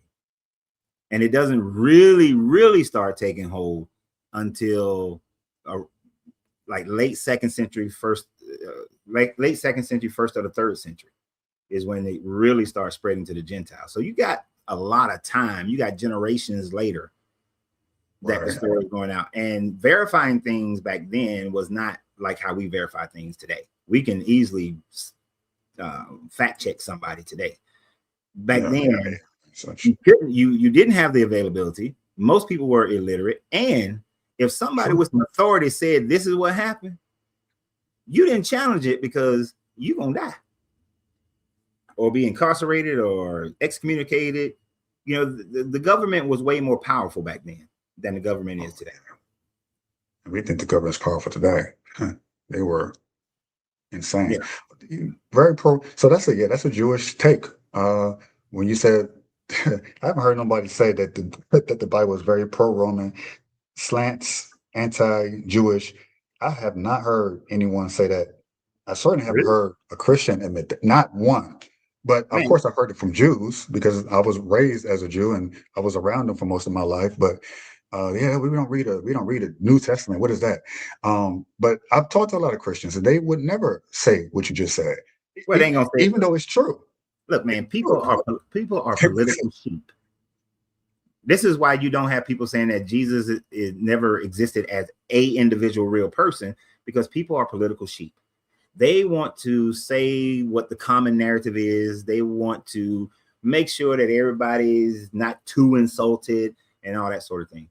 But so being raised as a Jew, then you know that the whole anti-Semitism that reigned throughout Europe and America was because of the Roman slant in the New Testament, and the fact that for centuries, well, for more than 4 millennia, it was always said that the Jews are the ones who killed Jesus. It wasn't until the 20th century that people started saying that, well, it wasn't the Jews that killed Jesus.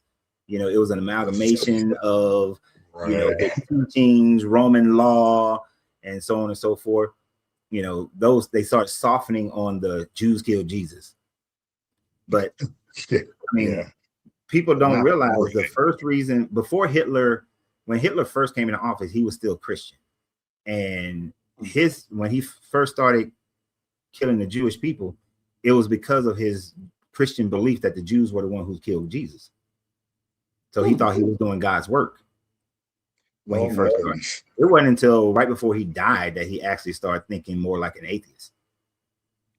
Interesting.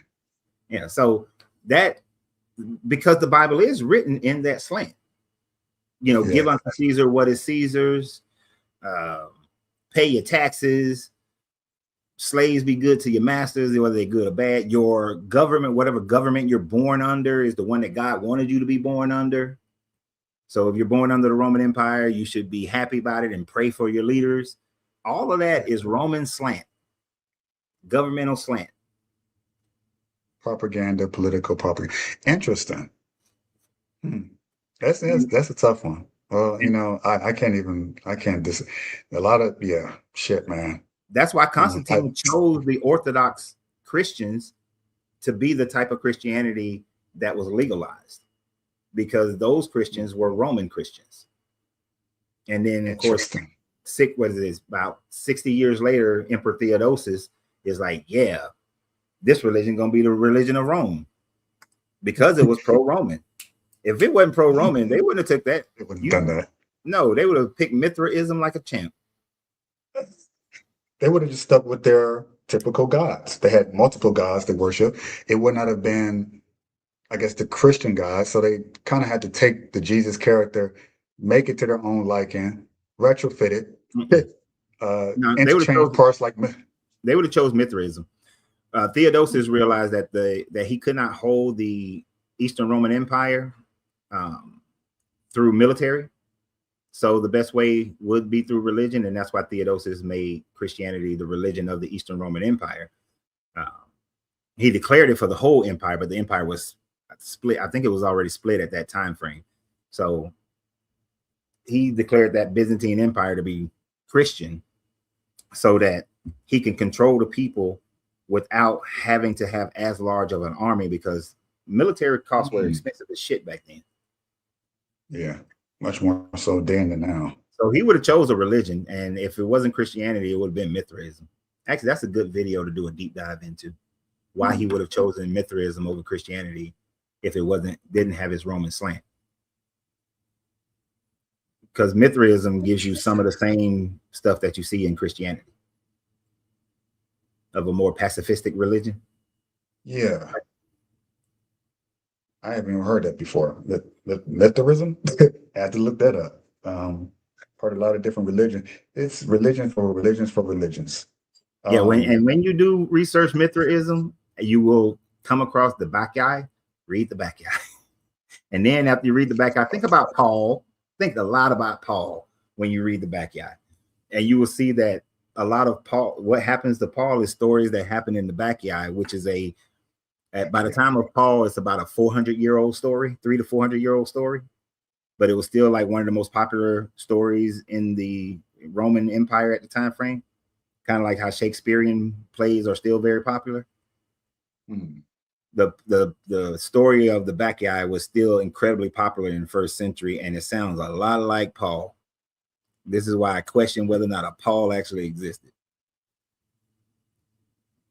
And you can question a lot of different people whether or not they existed. That's just, would they say, oh, this happened? Then you can say, well, how do we know that happened? Right? Is there at least, 2 or 3 accounts? Well, we lost it in translation. Then that's that part too. Let's just say we had the undeniable proof. There's the translation part of it, from Hebrew to Greek to English, from English to this language, that language. So even if you had the accurate account of anything, a lot of it is going to be lost to just the translation process of things, the meaning, the substance. I would give you that if we was back in like the 1600s when like King James did his translation, that a lot is lost in translation. But in today's world, we have enough information. We have enough understanding of the culture that we get a lot more right now than what people had even 100 years ago. Right, because we do know more about how the cultures were at that time frame. We have a lot more documentation, a lot more writings, potteries, all that kind of shit. So we know a lot more about the culture now than we did then. We understand the difference, like where Koine Greek mistranslates the word virgin from the word Alma, and that the story in Isaiah is not about a virgin, is about a young woman. But then when Matthew is writing this, we now recognize that Matthew was, whoever wrote Matthew was more than like a Hellenized Greek, and who did not know Hebrew as well as he should have known it, because he makes that mistake of translating Alma to Parthenos, which means virgin, when Alma means young woman. If Isaiah meant virgin, he would have used the word Bethula, which means actual virgin. So we can see those mistakes. We can see where King James Bible added shit that was written in the margin, which is just a scribe's thoughts on what this should say or what this actually means, or words that were added into it. Like they wrote a word above, and you know how we, like, if you want to add something into a sentence, you write it above and had a little arrow thing pointing down. Yep. We can see where the scribes, where what King James used, those scribes did shit like that, and those things were added or changed. Where the word for church, everywhere it says church, it shouldn't say church, it should say community. Yeah. Right. Where the King James Bible says church, it should say something like it's community or something like that. But it don't mean a building, the church. Interesting.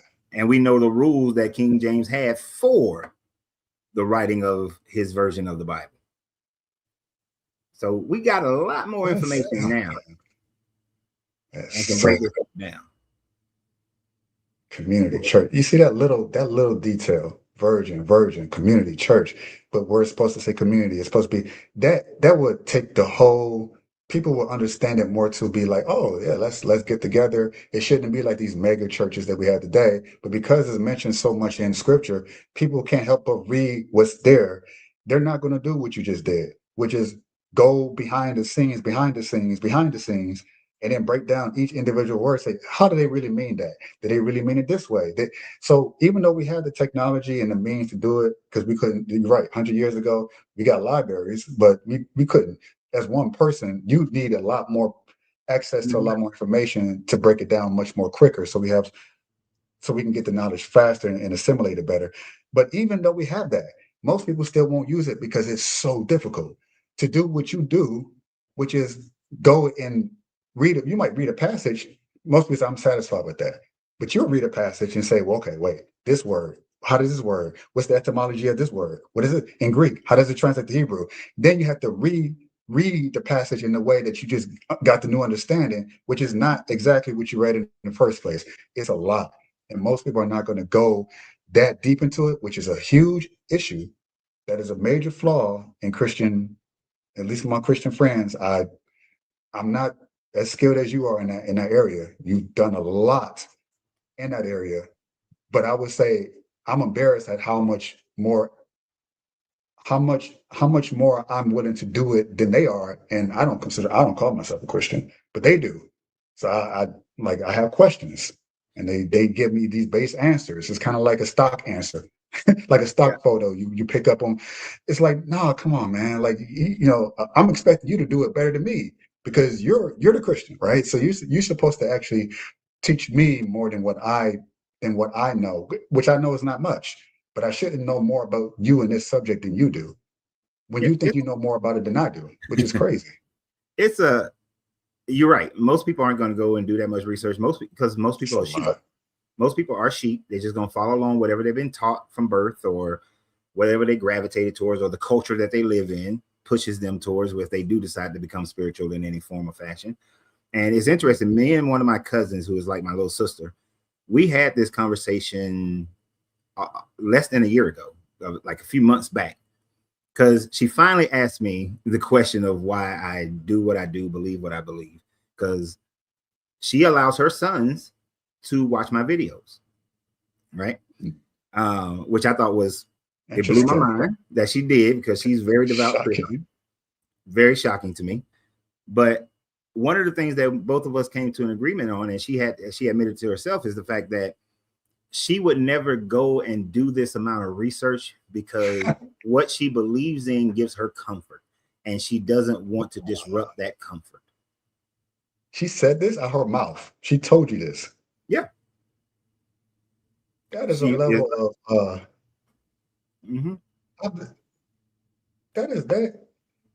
that's most people. That is most people. You quite blessed to have a sister who even thinks that almost sounds untrue. I've yet to run across someone who would knowing, because most Christians believe they have all the answers because it's all in the Bible. I'm like, man, that's some arrogance. I said, okay, cool, I'll let you have it. But I've never met anyone like that before. So I would say you know what? I would say your sister is more Christian and more Christ-like, if a Christ did exist, than most Christians are, who claim that they are. Because if we are to believe that Jesus was who he was, that he was a real person, that he existed, he would have a level of humility and say, you know what? I don't know everything. I don't have all the answers, but this is what I have for you at this moment in time. And that's it. Right. So what your sister displayed is more in alignment with how Christ would have been himself, but how most Christians are not. Because I got all the answers, and I can tell you, you're going to go to hell. You're not going to do this, and if you do this, do that, X, Y, Z. But I got the answers. You let me tell you something. let me tell you that kind of attitude. Your sister, man. If I could meet just one of her, like her, I would be like, wow, that's someone I could actually pray with, someone I can actually hang out with. I can see myself fellowshipping with, so to speak. And I would imagine that's how most of the early Christians at the time who believed in this Jesus that you say may or may not existed, or it was an amalgamation of them, that's how they would have behaved. So a lot of Christians today have they weren't behaving like that. Over. I need you to research early Christian history. They weren't behaving like that. They were fighting. They were fighting. Yeah. They were now, and I'm talking literal fighting. Like Emperor Claudius, and it's estimated somewhere.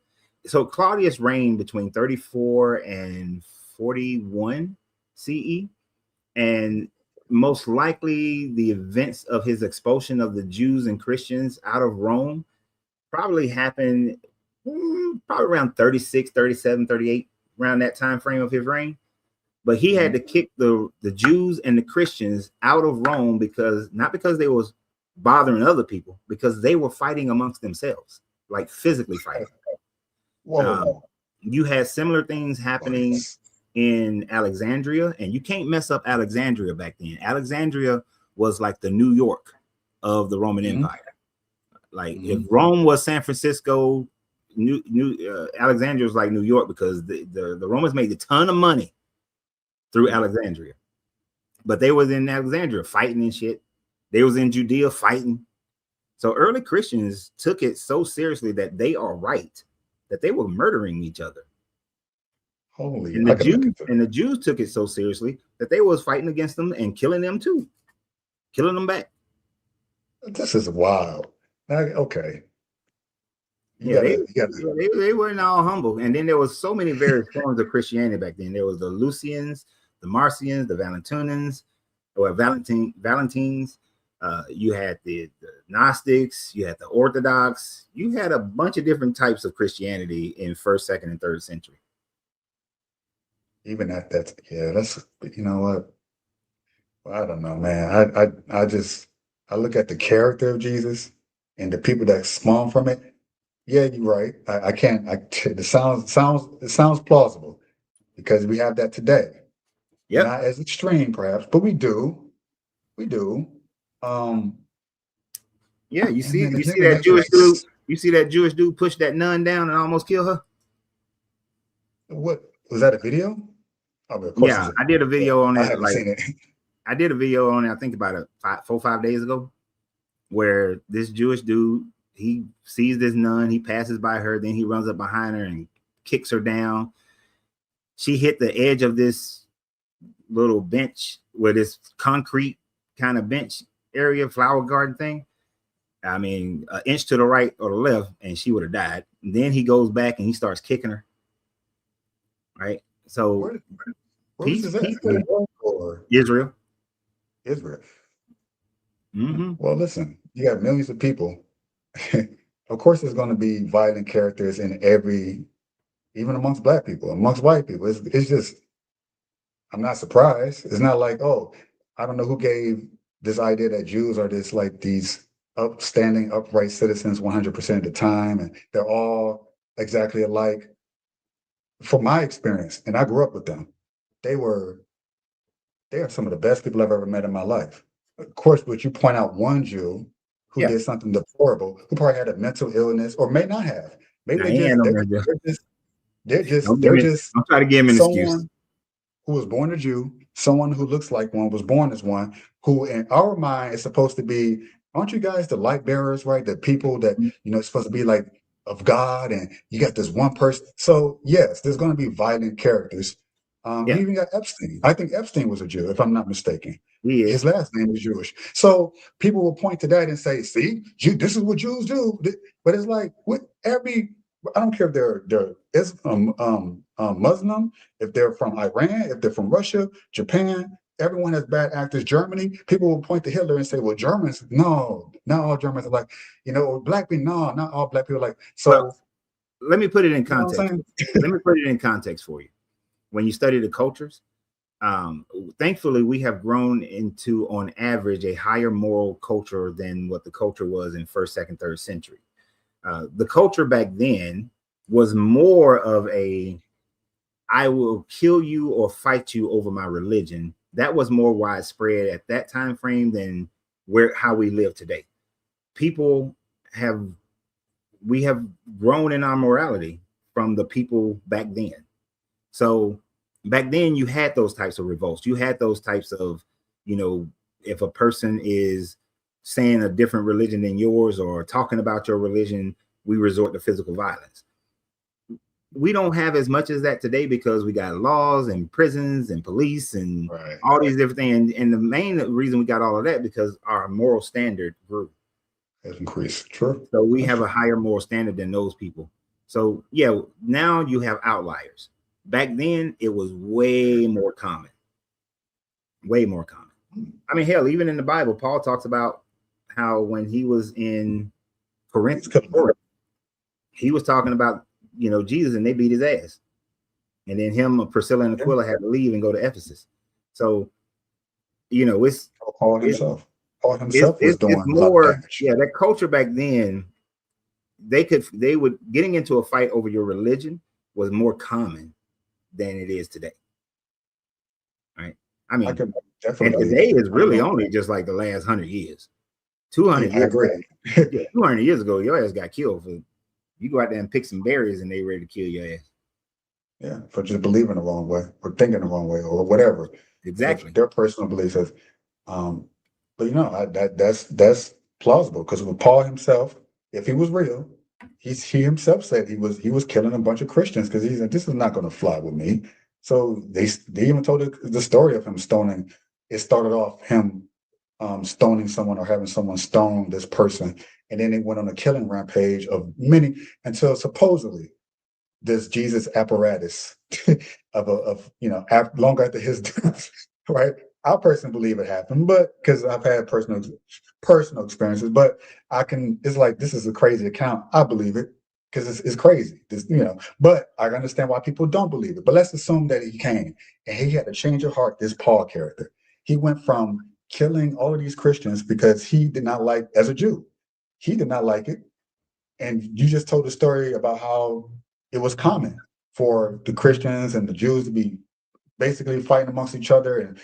But whatever happened changed this man's, something changed him. Well, Paul he experienced something. Paul didn't say that. Luke says that. Right, true. Luke says that about Paul. Paul never claimed the stuff that Luke claims. Luke is the one who claims that Paul was dragging Christians from their houses and sending them to be persecuted and executed, that he had this road on Damascus event. Paul never claimed any of that. That was all Luke claiming it after Paul was dead. And then you would say that goes back to our pro-Roman, anti-Jewish kind of thing. Story that and legendizing stories, giving Paul levels of authority. See, a lot of the writing back then and that continued on for a long time, and it's still somewhat today. If you wanted to have authority, then you need to claim that Jesus came and talked to you. Or if you want to have authority, what they do with the church fathers and the apostolic accession is that, well, Polycarp, John was a disciple of Jesus, and Polycarp learned from John, and so Irenaeus learned from Polycarp. So that's why we know the information is right, because we have this apostolic accession. But Polycarp never said that he was a disciple of John, that he met John and was taught under John. That's just what Irenaeus said. So Luke does the same thing. It's saying that, yeah, I'm a follower of Paul, and Paul saw Jesus. And we can see the same thing with the creation of the Mormon church. John Smith said, I saw the golden tablets. And then these other people are like, yeah, I saw him with the golden tablets, even though they never saw the golden tablets. And so, and then that gives Brigham Young the authority to say, yeah, because the people who saw him saw, the people who said they saw the golden tablets and that he had them, they told me. So it gives them that process of authority. And a lot of the writings are done in such a way so that they can have some authority, you know.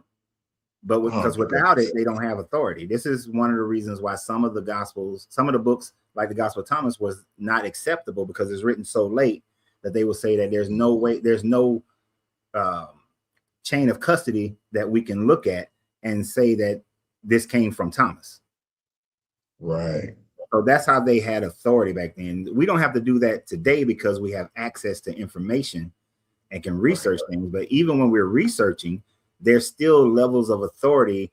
Like if you were writing a PhD paper or any kind of term paper, you know, you got to cite your references.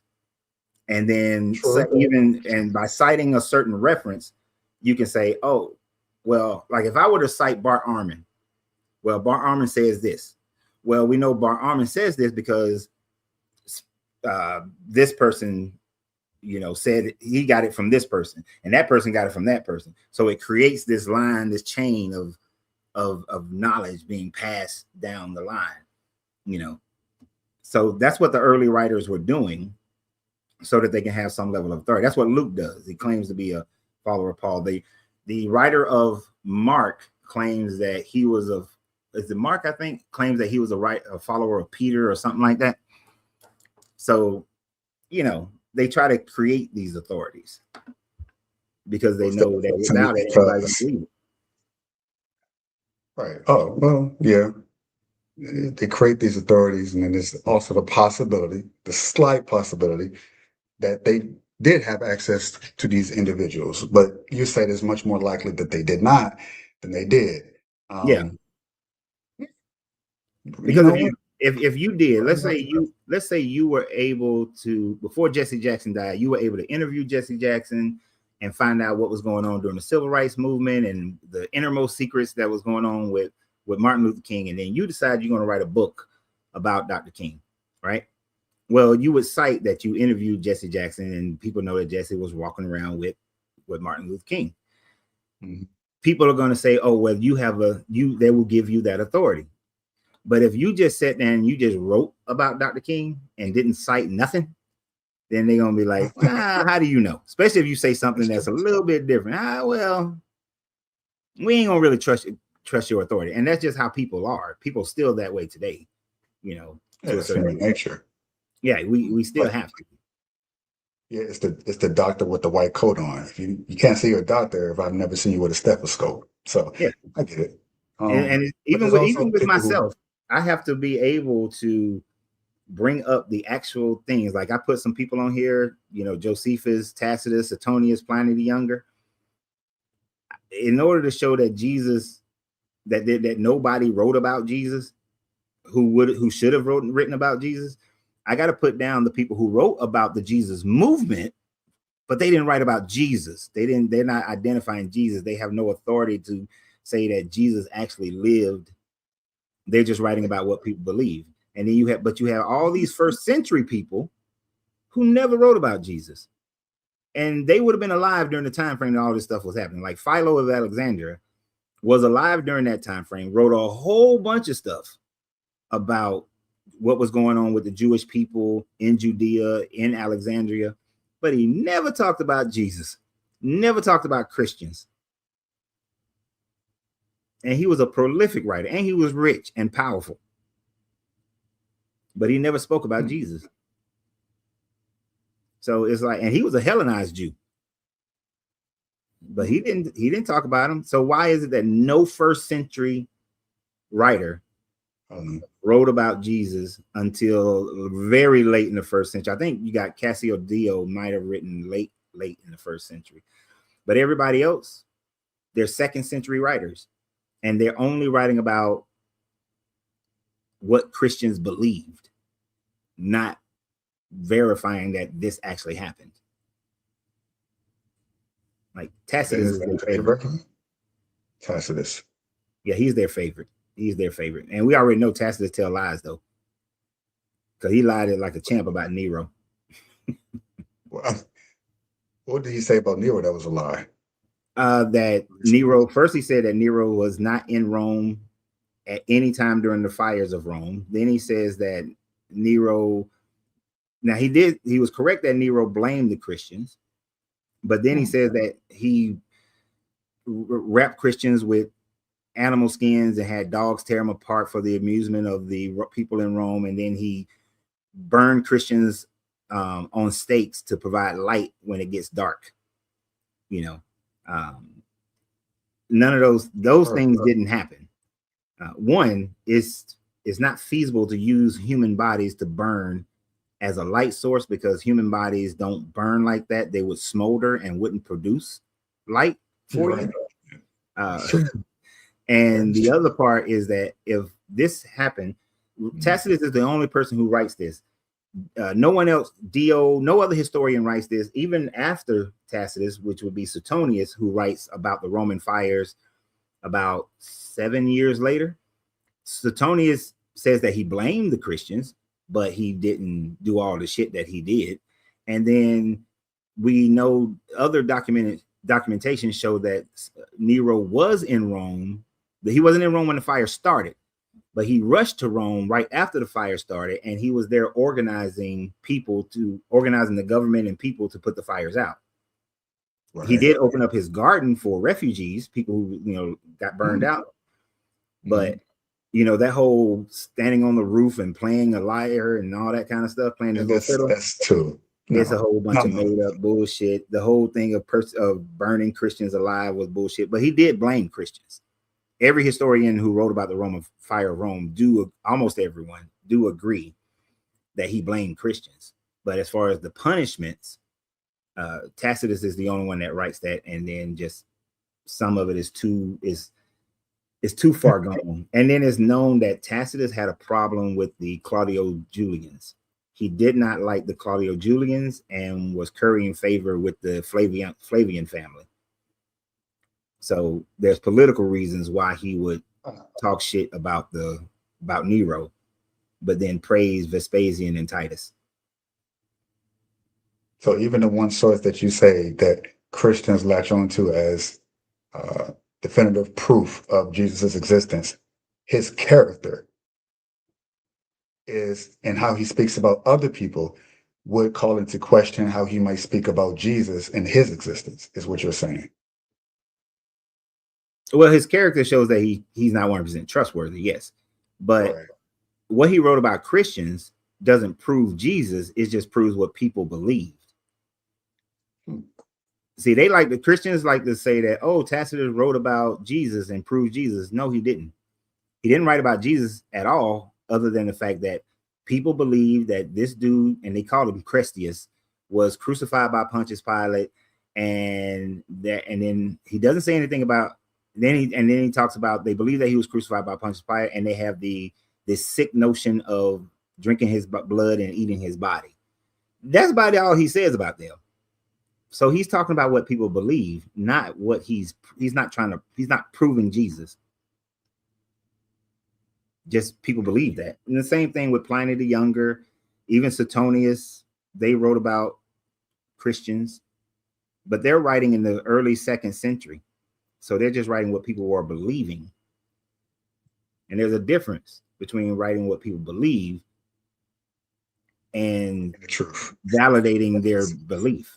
Like, we can write about Waco, Texas with the Branch Davidians. We can talk about what people believe, but that doesn't mean I'm saying that David Koresh was Jesus. See what I'm saying? I do see what you're saying. I got only just, I guess, one more it's kind of, it's not random, but it is related to what we were just speaking about. It's about Josephus. I know I got to do a lot more research on this non-Christian. He was a Jew apparently. Yeah, he was a Jew, so a Jewish historian.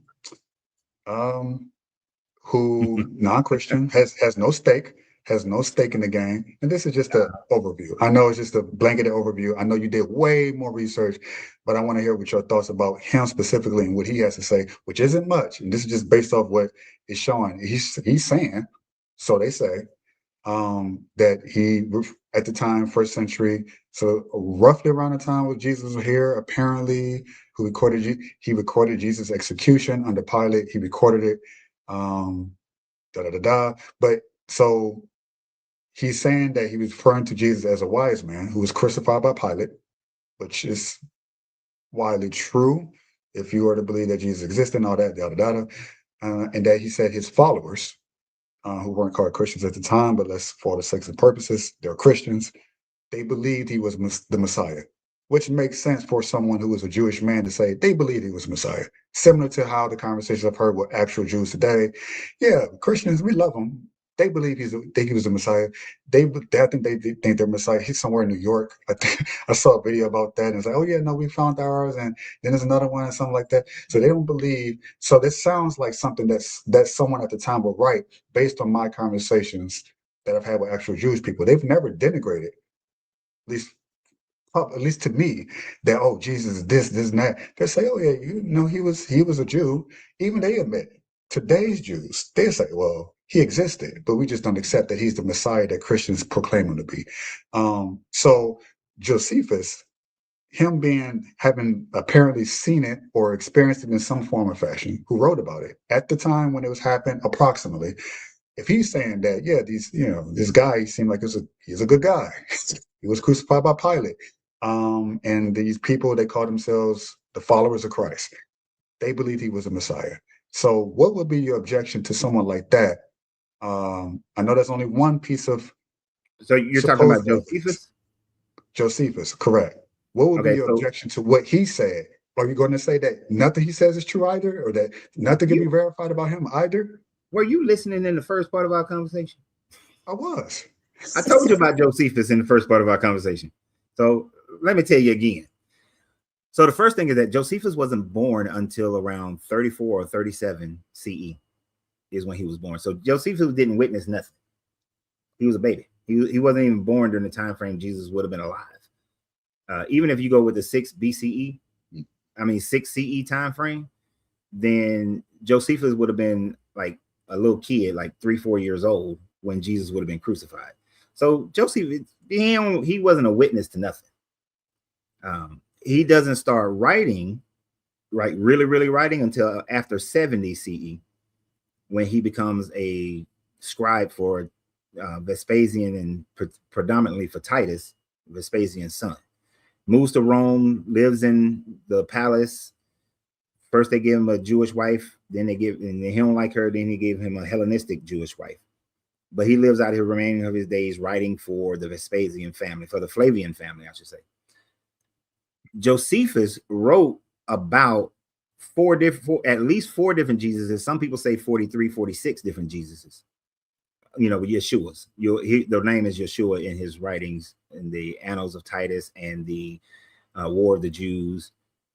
But he never talked about Jesus being the Christ. That was an interpolation. Well, scholarly, they like to say it was an interpolation because they don't want to go as far as saying it's just a complete forgery.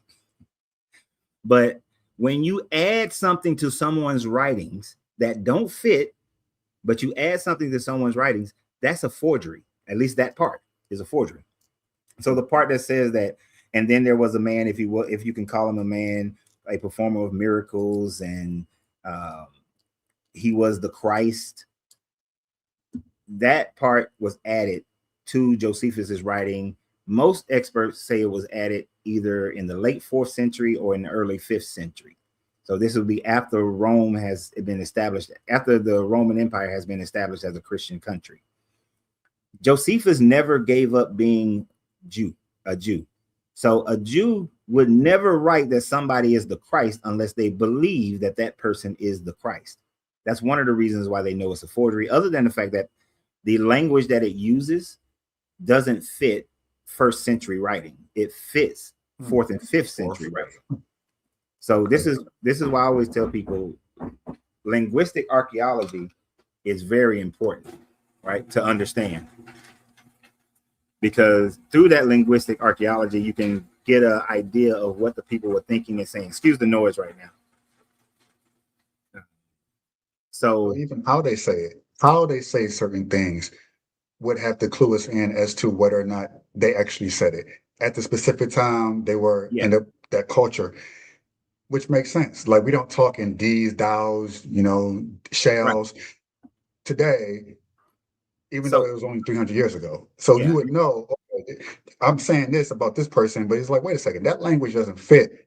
So yeah, I can see that. Right. That But makes see, sense.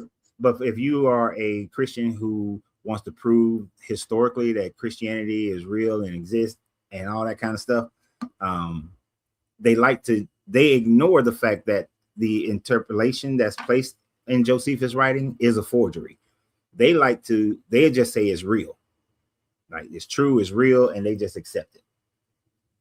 Because it facilitates their narrative to say that it's true and it's real. When no archaeologist, no expert rather, outside of apologetics accepts that it is real. They Apologetics isn't they're arguing for something. They're not looking to prove or disprove what they already believe. They're just trying to push something using a lot of intelligent language and conversation and charisma, really. Yeah, and that's why I always tell people, when you research something, try to research it without already having a predetermined landing spot. Because when you have that predetermined landing spot, then all your thinking is going to be biased. And an apologetic thinking is already biased because they've already decided that it's got to prove that Jesus is real, that he was alive, that he was a real character, that the Bible is true. So when they see information, if it goes against it, they're going to reject that automatically. Wouldn't they make the same exact argument of yourself? Because like I said earlier, they're one extreme, the apologetics for Christ's existence. You would be, I would say this is accurate. You would be the apologetics for why he didn't exist.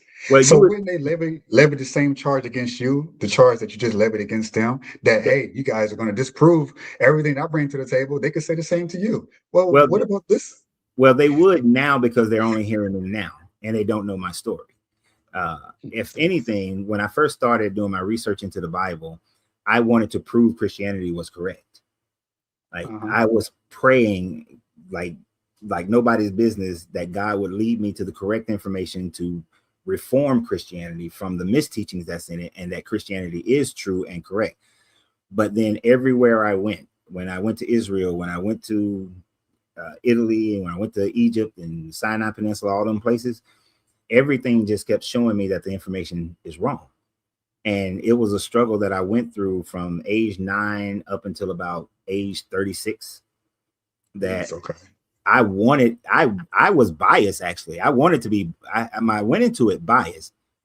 But the problem is that I cannot ignore facts. That's the problem. But then as the facts, but it took it took like almost 30 years for those facts to build up for me to say no, because all my family, my friends, everybody was Christian. I want to be Christian too. It makes it easier, especially back, and I'm talking back from the late 70s up. We didn't have the internet. There was no going out here and finding a whole group of people like the 50 on here and the 9, 10, 11 on TikTok. I couldn't find a group of people. There was only one other dude in my town who was in disagreement like me. And we were hiding up yourself. Yeah, exactly. Yeah. I mean, my family never ostracized me, but people in the community did. I got kicked out of at least 4 different churches until my grandmother just got tired of getting kicked out of churches. And she was like, you know what? You ain't got to go to church no more. So, wow. So to say that I'm biased would be an incorrect thing unless you're just listening to what I say now. But if you know how my journey went, then there is no bias. There is just, I'm just looking at the facts for what they are, come to an understanding of those facts, and then put them into practice. And that's it. I mean, I can't go be, trust me, my life would be a lot easier if I was just Christian. Hell, with the way that I am, if I was Christian, these channels would be a hell of a lot bigger. I was about to, yeah. You have the gravitas, the charisma, the knowledge. You kind of, you kind of remind, and it's not in a bad way, but you know how you have the what is that community, that Black consciousness movement community, the Brother Polites, Tariq Nasheeds. You have that kind of, you can, even if people don't know what you're saying is true, they'll listen to you and say, oh yeah, you sound like he's telling the truth. You just have that ability to put words together in a way that makes people want to listen. So yeah, you would have been extremely popular, even if you didn't believe it. I don't talk about it. I don't talk about it that much, but I did a couple back 10, 11 years ago or so. I did some podcasts with Polite and all them. And one of the things that Polite, actually, I know he said it, and I forgot the other guy's name. If I hear the name, I know the name. But they actually told me in the back office, like after we finished the whole thing, and then all of us are just talking for a little while, they was like, dude, if you really want to make money on this thing, you're going to have to, kind of get more in the middle, kind of like, or either start pushing towards like a Black consciousness or something like that. And I was just like, hell no, I ain't doing that. And because that's what people do.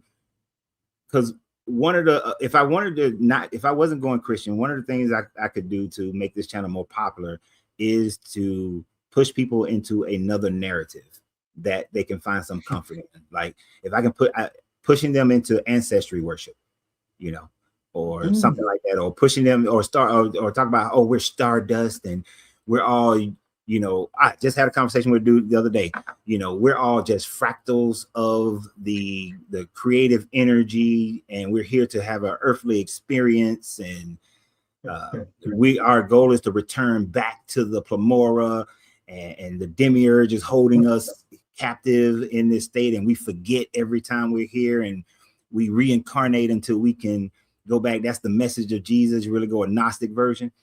Yeah. If I yeah, you gotta do it. Yeah. That will have a hell of a lot more people listening, because it gives them, like I told you about my cousin, who's like my little sister, that gives them a level of comfort to be able to say there's a greater purpose for our existence and existing through all this pain and misery and all that, because people don't like my version. My version is that nobody knows what happened after you die. And if you take away the religious, spiritual aspect of waiting for some afterlife or there's some great promise, then what you realize is that the only thing that is real is right now. And with the right now, when you come to that realization that death doesn't matter anymore, and the right now is what matters, then you start to see the world differently, and you don't worry about all this bullshit that's going on in the world. You don't suffer unnecessarily, because now the accountability for making your life better, your community's life better, your family life, is all up to you. And you actually have the ability to do that because you'll understand how cause and effect works. And so you make your heaven now, just like you're making your hell now, or people who got influences making your hell, but you have the power to make decisions to make your life not hell. But people don't want that personal accountability. They want to think that there's a reward at the end, and that doesn't go over well with people. People want to be, like my man on TikTok is saying, they want to listen to the grifters. They want to be grifted. They want to be lied to. So, and I just can't do that. I can't sit up here and tell y'all that, oh yeah, your ancestors is watching over you. No, the fuck they not. You ain't got no proof that an ancestor is watching over anything. You ain't got no proof that you reincarnate into anything. You ain't got no proof that there's a life after this one. So if anything, and a lot of people take that and be like, oh, life is so horrible, then you just don't give people hope. No, the hope should be in what you can do right now. Like me and you about to get off in a few minutes because my wife just came over here, and my hope to make my life better is to go spend time with my wife and not sit up here and talk to y'all all day. Love y'all, but I got way more happiness talking to my wife, hanging out with her. Yeah, and it's those moments that people don't want to take accountability for, to make sure that they can have a better life. So, and it's a learned process. I wasted so much of my life working so much that I missed out on a lot of stuff with my kids and, in relationships and friends, because I was working 7 days a week, building a business and all this kind of stuff, and a few years ago, I was like, you know what? I'm finna retire. I ain't doing this shit no more. I'm gonna sit back, and if I start another business, which I am right now, it's gonna be something that I don't have to give up all my damn time to, because spending time with my wife, my grown kids, my family members, the couple of friends that I have, that's way more important. Like this live almost didn't happen today because at first I was like, I don't feel like it, but then I say, you know what? Let me go on there because, I know I ain't done none all week. So, and I know, and we going out of town in the morning. So I was like, you know what? Let me just go and do one. But it's the choices. We all got these choices that we need to make. Yeah, but we're making choices based on, most people are making their choices based on the belief in some God, some retribution of a God, or some gift that a God gives you at the end. What my man say in Kung Fu Panda, the present is a gift. That's why it's called the present. It's a great. I love that. He said some shit like that. I like animations. Yeah, they all can tell the truth. I guess I only have one more thing to everything you just said, man.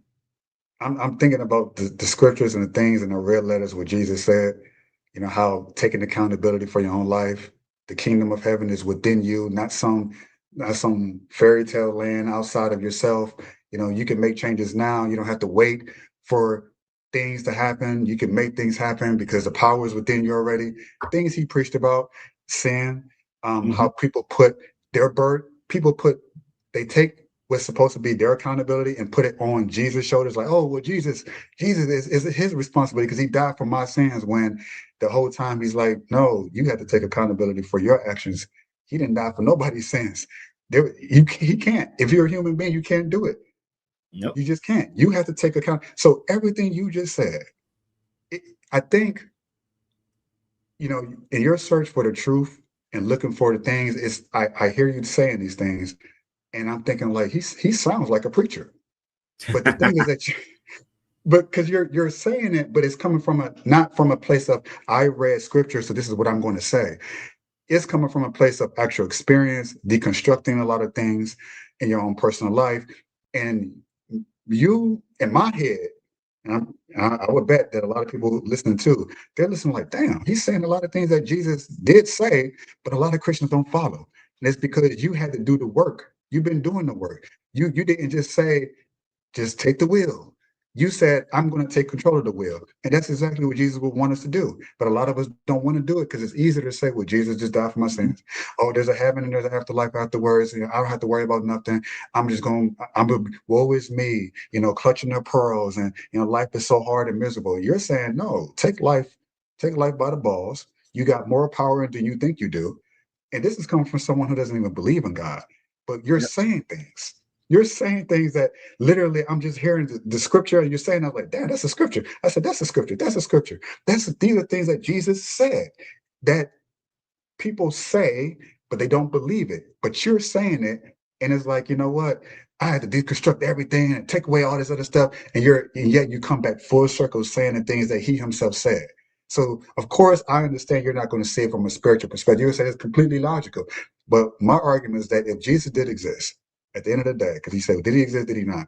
If he did exist, then he would be logical. He would be reasonable. He would be rational. He wouldn't try to gaslight you and say, yeah, believe in this fairy tale. Yeah, believe that I was born from, I guess, some God who wanted to impregnate Mary and make Joseph jealous and then piss him off and then all this other stuff. Yet believe that, no, you don't believe in nonsense. And I'm saying if Jesus existed, he could not have believed in a lot of the nonsense that's in the Bible. So my last question for you is, if the things you read and have dissected from the Bible to be untrue, does the things that's not true, or based off your research and evidence, fact finding expedition, does that negate the existence of God and or Jesus being true? Because it's almost like you're saying you can't have this text and all this information out there being false and then something else be true.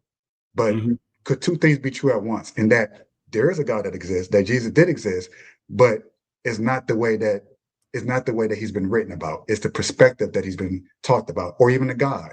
Okay, this guy, he's a crazy maniac. He's blowing people up. He's killing people left and right. Is that a God? If I was God, something within us, you would say that's not something I can see myself doing. But you read it in text and say, well, God did this. So therefore you say, screw God and screw the text. But I don't think the two go hand in hand. You're answering the question, right? What you mean? Your answer. People have a tendency to say, I want to ask you this question, but then right after they ask the question, they start giving answers. Right. They start giving answers for the question. You're right. My bad. You're right about that. Because not only did you give answers for the questions, you put a bunch of more questions in there. God damn, I'm sorry. You're right. So you don't ask the question, just ask the question and then stop talking. Right? Because you had a big ass build up to the question too. Now, if I got the question right, so to answer, and I'm gonna answer some of your other questions and things that you said within all that you said. I know. Way too much. When I was a deacon and chairman of the deacon board, there were times where I was called upon I had to preach because the pastor got stuck somewhere and couldn't make it to the church. So I wound up going up there, and although I was preaching, I was actually teaching.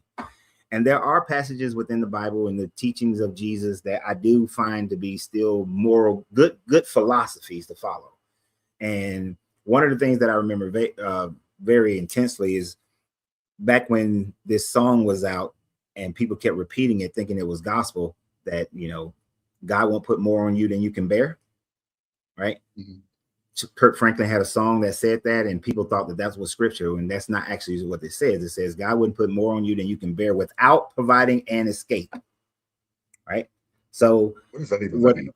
It means that when you got a bunch of issues and problems going on, there's a way for you to get out of it your damn self.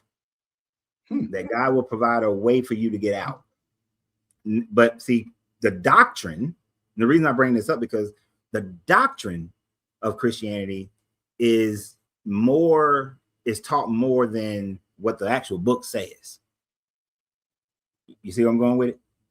Mm-hmm. So people think that you're supposed to hold on and carry all this burden. But if you actually believe in the Bible, you're not supposed to carry these burdens. You're supposed to work your way through these burdens, because this God is going to provide you an escape. And if you actually follow the Bible, then Jesus is providing you a escape from hell he's taking on your sins after you die, not every day that you keep doing the same shit, because you ain't supposed to do the same shit. You're supposed to be a new creature, and you're supposed to stop sinning. According to the writings of Paul and some of the writings in the gospel, you ain't supposed to be sinning no more. And you're supposed to follow the damn law. You're supposed to be doing those things. So, of course, they ain't want me up there teaching that often. But so when I examine the Bible, and I examine most other religions, what I find is during my time frame where I was more of a Gnostic, I had more Gnostic thought process, thinking that there still is a God, but none of the religions that we hold today is the God that is a God. Right? Got you. So the Bible God is a horrible God, Old Testament and New Testament, horrible God. If that bastard was the real God, was a God, and I died and I see this dude, I got problems with him and I don't want to live with him. Right? So unless you turn me into some automaton, get the hell away from me, because you're a cruel, narcissistic, conniving bastard. Don't want to deal with you at all. But as I grew and continued to study, I grew out of Gnosticism to realize that, and I was more in the agnostic mindset. There's not enough proof for God. There's not enough proof that a God doesn't exist. You can't prove either one of them either way. But then the more and more I thought about that over the years, it becomes less and less likely that there is any type of creative mind that created everything that is in existence. Although we don't have every fact to back up things like evolution, we can back up adaptation, and we can back up way more stuff in the evolutionary theory than we can in the God theory. And that's for any God, right? Of the creative mind style of God. We can see more in the evolutionary pathway than we can see in that. We can see how we're finding out that our known universe exists in a larger universe. And even that universe may exist in a larger universe. We see galaxies and universes, which is not really saying, it's a misnomer to say galaxies colliding. What we see is universes colliding that stems from other singularities that are happening all throughout the entirety of the universe. So it's more likely that it is just our whole existence and the existence of our known universe and extra universes is just simply laws of cause and effect, because energy cannot be created nor destroyed, but just transmute from one form to another form. And so there is no such thing as a beginning. There's no such thing as a beginning or an end. It's just a continuation of the movement of energy and the transmutation of energy from one form to another. So there's more to go against a God, any type of God actually existing. So that's where I am. And in my growth, I could be somewhere else in 2 years. But I doubt if I grow into there is a God. There's a creator. Because as science continues to deliver and we find out more stuff, it goes away from a creator. I mean, you look at the history of man, they thought that the weather was controlled by a God. But then we start learning weather patterns, and weather's not controlled by God. We thought volcanoes controlled by God. Then we find out how volcanoes work, and volcanoes not controlled by God. So we keep on finding out, the more we keep learning, that these things are just processes of nature, not processes of an intelligent mind. That's interesting. That process of nature, but nature wasn't created. It just coincidence, one big cause and effect. And from nature, you get everything that we have here. That just is one big coincidence. You just spinning ball in the middle of the world. I say the world, spinning ball in the middle of the whole universe, uniquely on a certain particular axis, few degrees to the left or right. We cold, we too cold, we too hot. The atmosphere, everything just perfect conditions, all coincidence. It's all nature. True. Yeah, but it ain't perfect. It's easy to say. It's not perfect. That's another misunderstanding that it's all perfect. Earth is, think about it. You take any human born butt naked, what parts of the earth can that person actually live in? Only on the ground, earth. The tropics. Only in the tropics. True. Because any other place, born butt naked, living butt naked, like everything in nature exists exactly how it is born, right? Every plant, every animal, exactly how it's born. You can't take a polar bear and put them. If you took 10,000 polar bears and put them in the tropics, they all gonna die. True. They're not built for that, right? So neither are we. The majority of the earth is not livable for us. And then in the parts of the earth that is livable for us, there's 50 of them things that's trying to kill you or will kill you. This is not perfection. And then we get in a shooting gallery of meteorites and all that kind of shit going on. This is not perfection. The earth go through ice ages, it go through dry spell. This is not fine tuning at all. This is the one in a billion. is what this is. The 1 in a billion. But we know whatever odds you give anything, the odds will one day hit. And because the universe is so vast, there will be millions of Earths. We've already found one, but there will be millions of Earths. Yeah, but look here, my man. Well, Yeah, they may not be exactly like us, but they'll be similar to us. But I gotta go because, you know, like I said, my wife is here, and the moments of time with her are way more important than the moments of time with y'all. So, but I appreciate you. Normally, I don't even talk to one person for the whole goddamn live, but this was good. So for the other people, I apologize. Next week, I'll be back live again next week. We're going out of town when we get back. We get back on Monday. Y'all. I didn't know there was other people. I would have jumped off had I known. Right. You good. Normally I mediate the show and I give a person like 20 minutes and then I kick them off and let another person come on. But this was good. So we just kept going. It was good. So I won't be back in town till we get back on Monday, right? I ain't doing no live on Monday. Okay, so the next earliest live will be Tuesday of next week.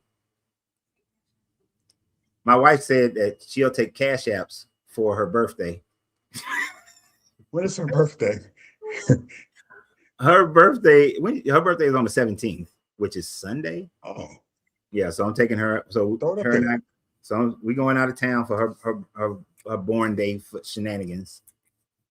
Oh, so have a great time, man. Y'all, I know you TikTok, y'all can't see it, but if y'all want to donate to my wife's birthday, there you go, right there. That's the cash app. And trust me, it'll all go to her for her born day. Even if it's after, even if it's late. Just put birthday in the notes or born day in the notes. We'd be good. But anyway, I appreciate you, man. I appreciate you too. This was great. Yeah, it was a good conversation. I appreciate you being here. And we'll continue on Tuesday. Oh, I won't be here Tuesday. It just happened to be an off day. Talking about you in general. I'm talking about everybody. Okay. All right. Have a good one, bro. You too. That joke without talking about him. Anybody talking about him? No, I just kidding. So I'm sorry. I know Lo and a whole bunch of other people wanted to come on. Normally I don't do the show like that, but I got y'all next week. Next week we're gonna start having more and more lives. They'll be more consistent. So I look forward to that.